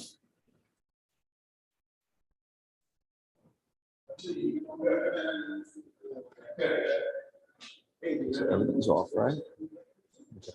So now let's let it just rock and roll for a little bit. So basically, you're saying that air was coming in and escaping before going through the whole process to cool it down, right? Wait, someone's talking. Yeah, you were saying the air was escaping off the side, so the air wasn't fully going in to pass through the course to Right. complete the process. I don't know if you can see us. Can you I bring, can see you. can you bring the camera here? All right. So you got a fan that's blowing over here, and you got a coil here. This is your condenser coil. You want that air to blow across that condenser coil, which the condenser coil is now rejecting the heat. But if this fan is blowing and you got all these other exits, it's going to look for the path of least resistance. Why is the air going to force through a coil when it could just jump out the side? Right?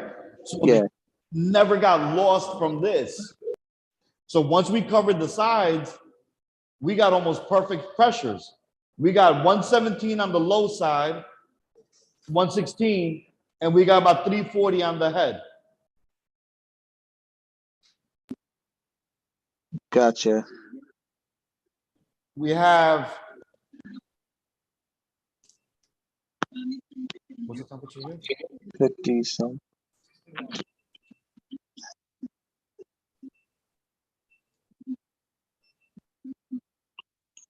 Wait, let me see something.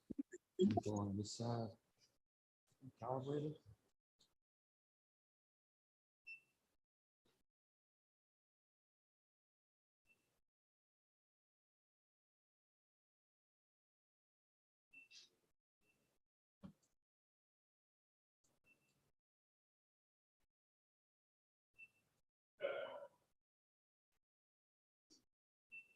We got about 16-degree TP right now. Temperature difference between intake and out. But the idea, how much the difference from You want it to be somewhere between 20, like around 15 to 20. Right now, I'm okay with this.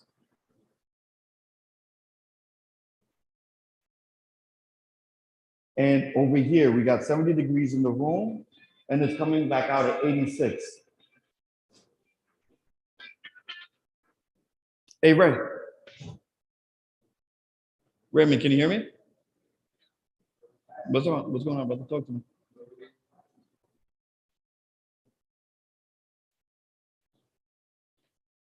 We're in the middle of a class. Do you mind if I hit you back?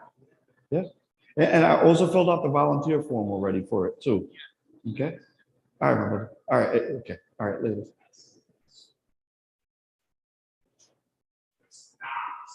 That's for a soup kitchen if you guys want to volunteer on the weekends. And look, our amperage is back in right place. Taurus, can you take back over? Can you take over for a few minutes? I'm gonna go check on the dogs. Okay. Where we at, guys? So tell them what your back pressure is first. So guys, you always have to think about it like you're working with a crew. One crew leader's leaving, the other guy's coming in. You have to be able to explain, we did this, we did that, we did this, we did that. That's why I tell people, like, just understand how to speak the language is so important. People think these licenses don't mean shit. Yeah. So tell them what your back is, then your head. What's your back pressure? Don't be shy. What's the back pressure? What's PSI? So back pressure, suction pressure. Suction pressure.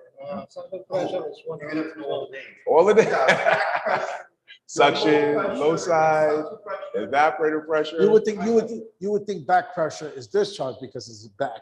Well, This no, is it's on a- going Then you got the back head. to the Right. Yo, compressor. what's the Right. head on it? Yo, what's the discharge? What's the high side? Yeah, man. You're gonna have to, Yeah. know these terms. The high side is always the discharge side. That's after the compressor. So tell us this side and then this side. Temperature in the suction shaft is 36.9. Our pressure is. Oh, snap. Hang on a second. Let me get the pros. And the discharge temperature is 100. You should. Huh? Yeah. Our pressure is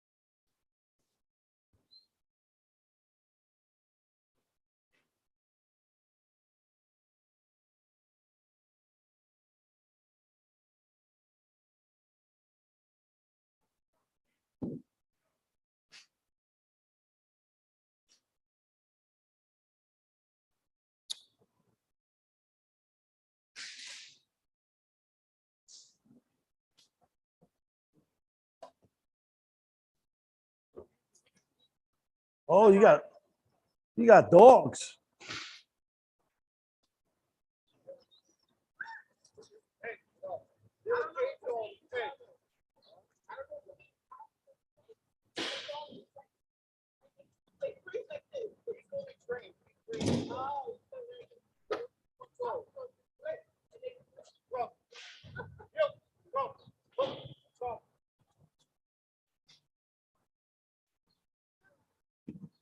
What's up, Tosh?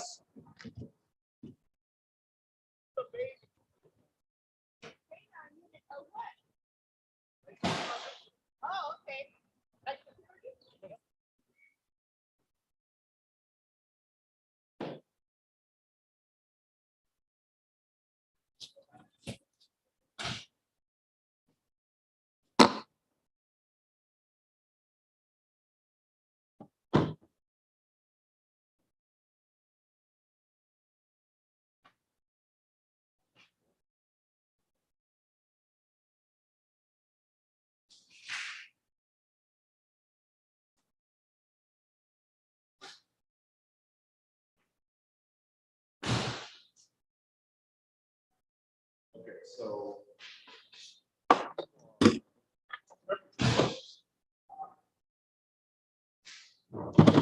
One side here. You can put this probe in here. Okay. Line it up properly. So it's where it goes like that. Beautiful. Now on here versus mode, I'm switching this.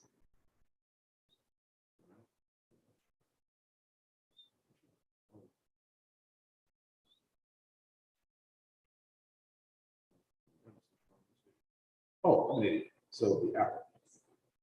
Okay. So you see it says T1.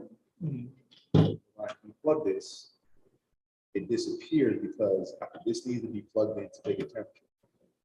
Put that in, and I go over the arrow, and now T1. I'm gonna put this on my finger. That's the probe right there. It's gonna go up. Yeah, it's starting to go up because now it's starting to measure the temperature of my finger. So if I come here, I'm gonna put this on my suction line, and it's gonna give me my suction line temperature. Nice, Taurus. There. So now you see it starting to go back down. And it's giving you my suction line temperature. So what I want you guys to do is put one in here and then put it on your liquid line, and it will give you your liquid line temperature. Yeah, do it.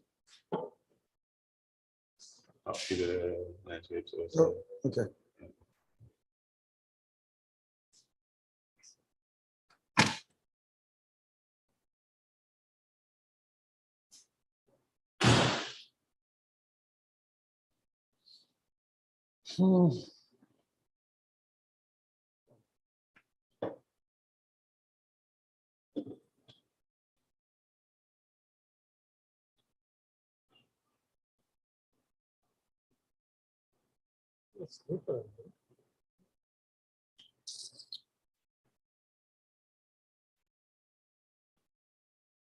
Yeah, make sure the holes line up. Yeah, let me see something.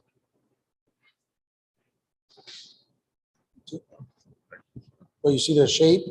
That's one way. so you gotta line it up with You see- the square. You see the shape? Yeah. So the shape, it's the same shape. That's this. You see this? You see the bottom here?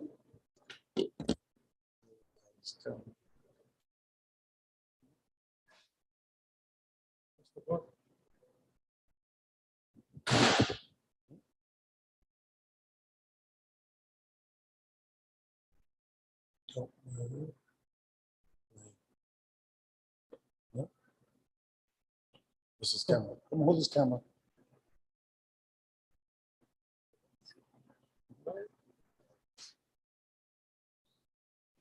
I think we go like this.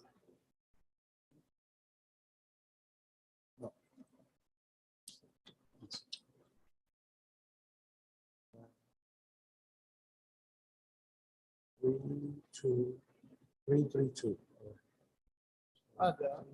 This. This.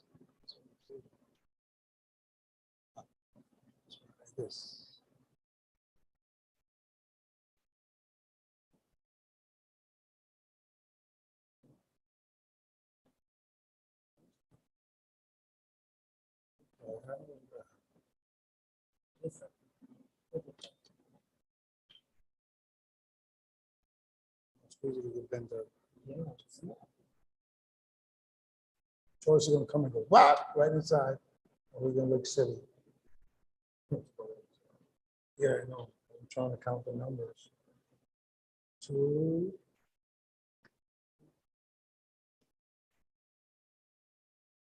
I'll put here.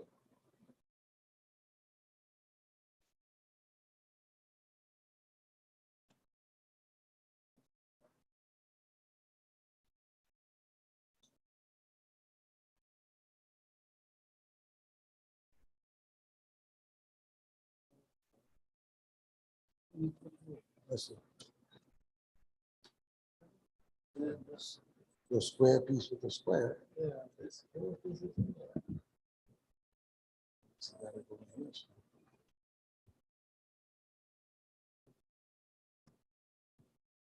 No, let me do it.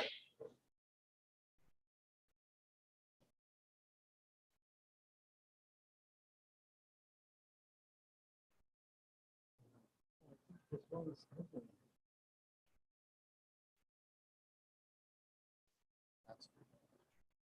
That's so.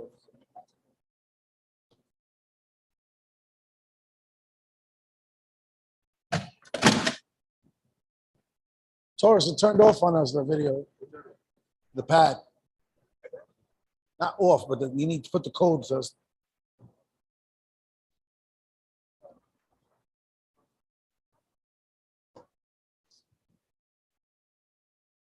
Got it? So it doesn't fit primary.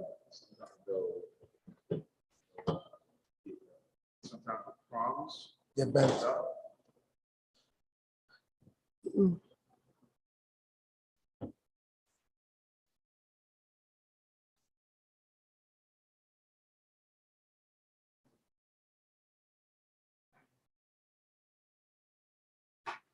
How many people does it take to do this?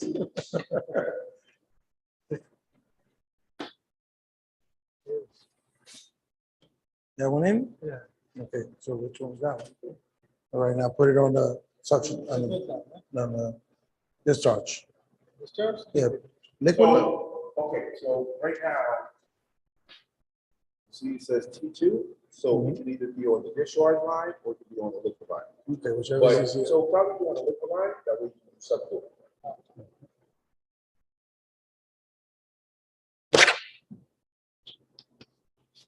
Okay, so it should tell us the reading in a second.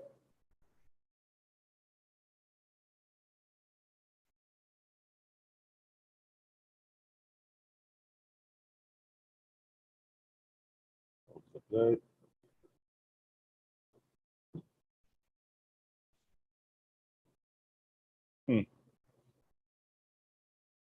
Yeah, right. No, it's not working for some reason. So it should be getting a reading immediately. It's not the gauge.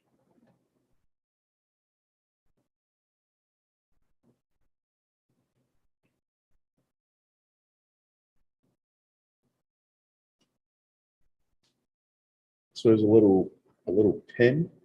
Yeah. Pin should be right there. Thing pumps is messed up.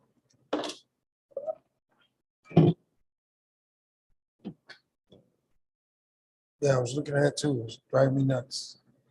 Right there.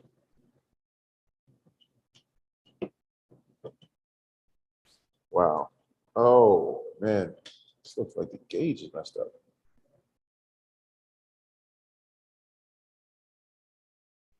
Oh boy.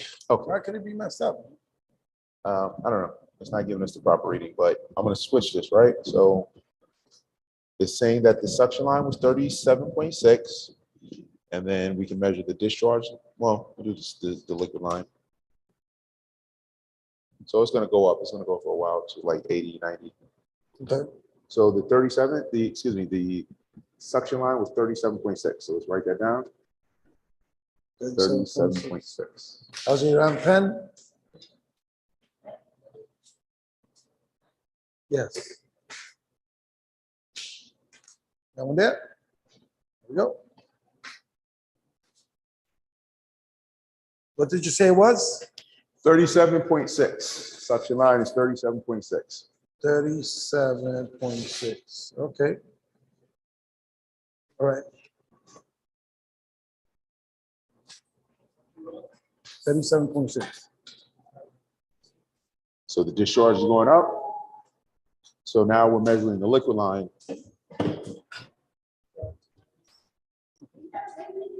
Yeah. A superstar.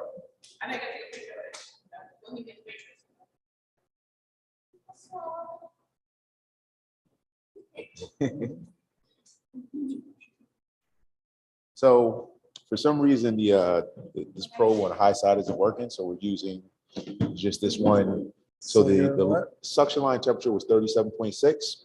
This is the liquid line temperature. So we're just waiting to see what the liquid line temperature settles at. I don't know. I think it's the port itself? could be. It's time for some new equipment soon. Oh, no, it's better. Yep. I should, if you don't have more, I should have some in my van. I got both. I got a bunch of them. Just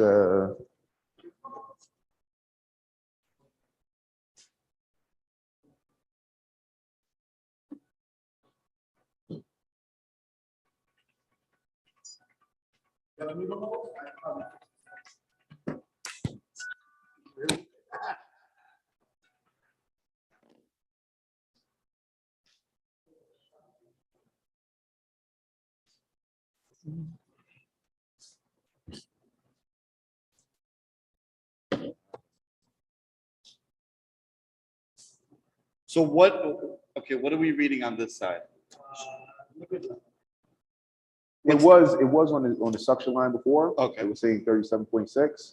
And what's it on now? So just to get the reading on the liquid line, we switched over. So right now it's on 71.5. It's fluctuating a little bit. So now what do you do with that number? So you go back to your saturation temperatures. So So that's on the high side now, right? So yes. So if we're boiling at 35.8 and our suction line temperature, our suction line temperature is 37.6. So how much super? What's on the liquid line? So No, you're no. reading this side. No, I'm saying, Okay. so the suction line temperature was, and it's gonna be skewed because it's blowing cold air. It was 37.6. So that means we have like 2 degrees of superheat. What does that mean though? That means we put too much freezing. It's overcharged. So the machine is overcharged. There could be an airflow issue. Why? Because it's too much. Too little Little superheat. Too little. So And what, how did you determine that? By subtracting the? So this is the saturation. Mhm. So that's where we're boiling at. If our suction line temperature is 37.6, then we got like 1.8 degrees of superheat. So Do we have anything sharper than this?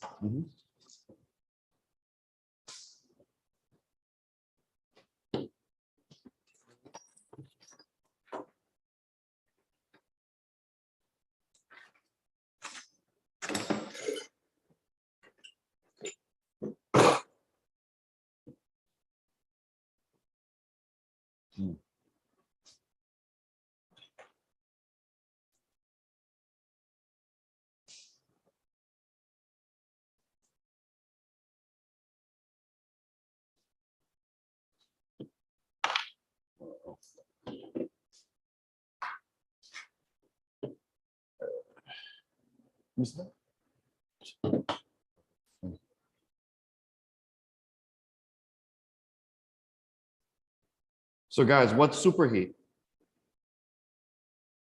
What is superheat? Once you hit dry vapor and it goes above that with the heat. Superheat is like a safety also, right? To prevent, to make sure that there's no liquid going into that compressor at all. Absolutely. Absolutely. The person on the video, would you say it was? Like once it gets to completely dry vapor and it takes in more heat than it takes to get that that dry vapor. Very good. What does that tell us? What does the superheat tell us?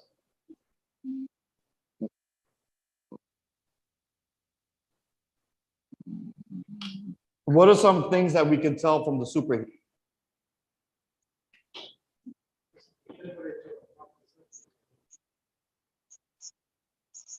The superheat could tell us if we have too much Freon or too little Freon. It could tell it either way, right? You said again? It could tell us both. Exactly. Right. So if we have too little Freon, then it's gonna make it work harder. Yep. It's going to If be we have- high If superheat. we have too much Freon, we're gonna flood the system. And then we'll have a low superheat, right? Yeah. Because it doesn't have enough, it has too much Freon for the superheat that's needed to. But what is this all telling us? Like, what's happening here in the coil? Think about it. If it comes in, It's boiling the heat from the room is boiling the So refrigerant, right? if you don't have enough Freon, Right. it comes in. Mhm. It's very little liquid coming in here because there's not enough Freon. Right. So it's gonna saturate and become a vapor at the beginning of the coil It saturates too fast. versus the middle of the coil. Right. So now it's picking up all this superheat as it goes through as a vapor. Right. So you got mad superheat coming out, and you're like, wait, whoa, what happened? Remember, you wanted to saturate midway in the coil. Mhm. I want like 10 to 15 degrees superheat. I don't want nothing crazy. I don't want 30 degrees. Mhm. I don't want 5 degrees, right? So that's all it's telling us. But now, what's happening if I got mad little superheat? Would you say before superheat is a safety for? Is to make sure that no liquid goes into the compressor. Right. That But makes now, sure. imagine you got -1 superheat. That means you got liquid going back to the compressor. And then you expect Right. explosion. Boom, boom. Well, I mean, you're not going to get an explosion, but what happens is there's oil at the bottom of the compressor. Right. That oil is going to mix in with the refrigerant, and you're going to start causing some slugging. You know, Mhm, it's mhm. going to start making like a little. But the heads Frankenstein. could pop off, right? And there's a dangerous situation. You could get hurt, right? If you get water in there, yeah. Oh, okay. If you get water in there, if you get like non-condensables, I mean, you would have to get mad liquid in there too. So, look, we're always gonna tell you don't get liquid in the Freon in the compressor. Does it happen? Every day, all the time. But the superheat is what sends the signal, like the sensing bulb senses the superheat to open the TXV, right? To allow it to see if it needs more refrigerant or less refrigerant. Right. So now what you're talking about is using the superheat to our advantage. Right. So once we know how to read superheat, now Yeah. we can start putting in, different components that will read the superheat. Okay, Right? yeah. Such as the TXV, right? Yeah. A thermal expansion valve. I'm gonna see if he has one here. If you got a TXV, it's got a sensing bulb. We will put the sensing bulb onto the suction line. Yeah, at the end. Right? So as the superheat increases, it says, yo, wait, time out. We gotta start letting more liquid go through that metering device. The Yep. valve is gonna open up and allow more Freon to go through. Whereas in the opposite, it says, yo, it's too cold. It's gonna start shutting down that valve and reduce the amount of liquid coming into the evaporator coil, right? That's Yes. a TXV. Yep.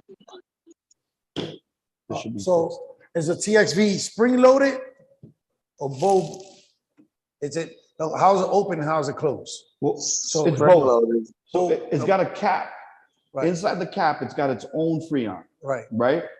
As this expands and reduces, it's gonna hit the spring, which is gonna open and close the valve.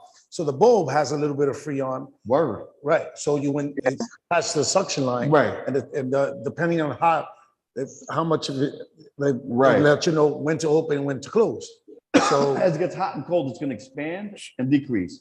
As the disc in there expands, it's gonna push the pin down yeah, and open. and sometimes you can have a restriction because the office hole gets frozen or gets clogged, right? So, The orifice, right? That's what you're talking about? but he's saying it's super important. There's a tiny little hole inside the Capillary tube or, yeah, it's in the expansion valve. It's called the orifice hole. Yeah. Sometimes that orifice hole gets clogged or it freezes, and then you have a problem because then the signal that's coming from the sensing bulb doesn't allow The any liquid. refrigerant to come out through there. So Yeah. in what situation is now, so I'm troubleshooting a unit, for instance, and I start saying, I start suspecting that I got a bad TXV. If I think I got a bad TXV, what I do is I'm gonna take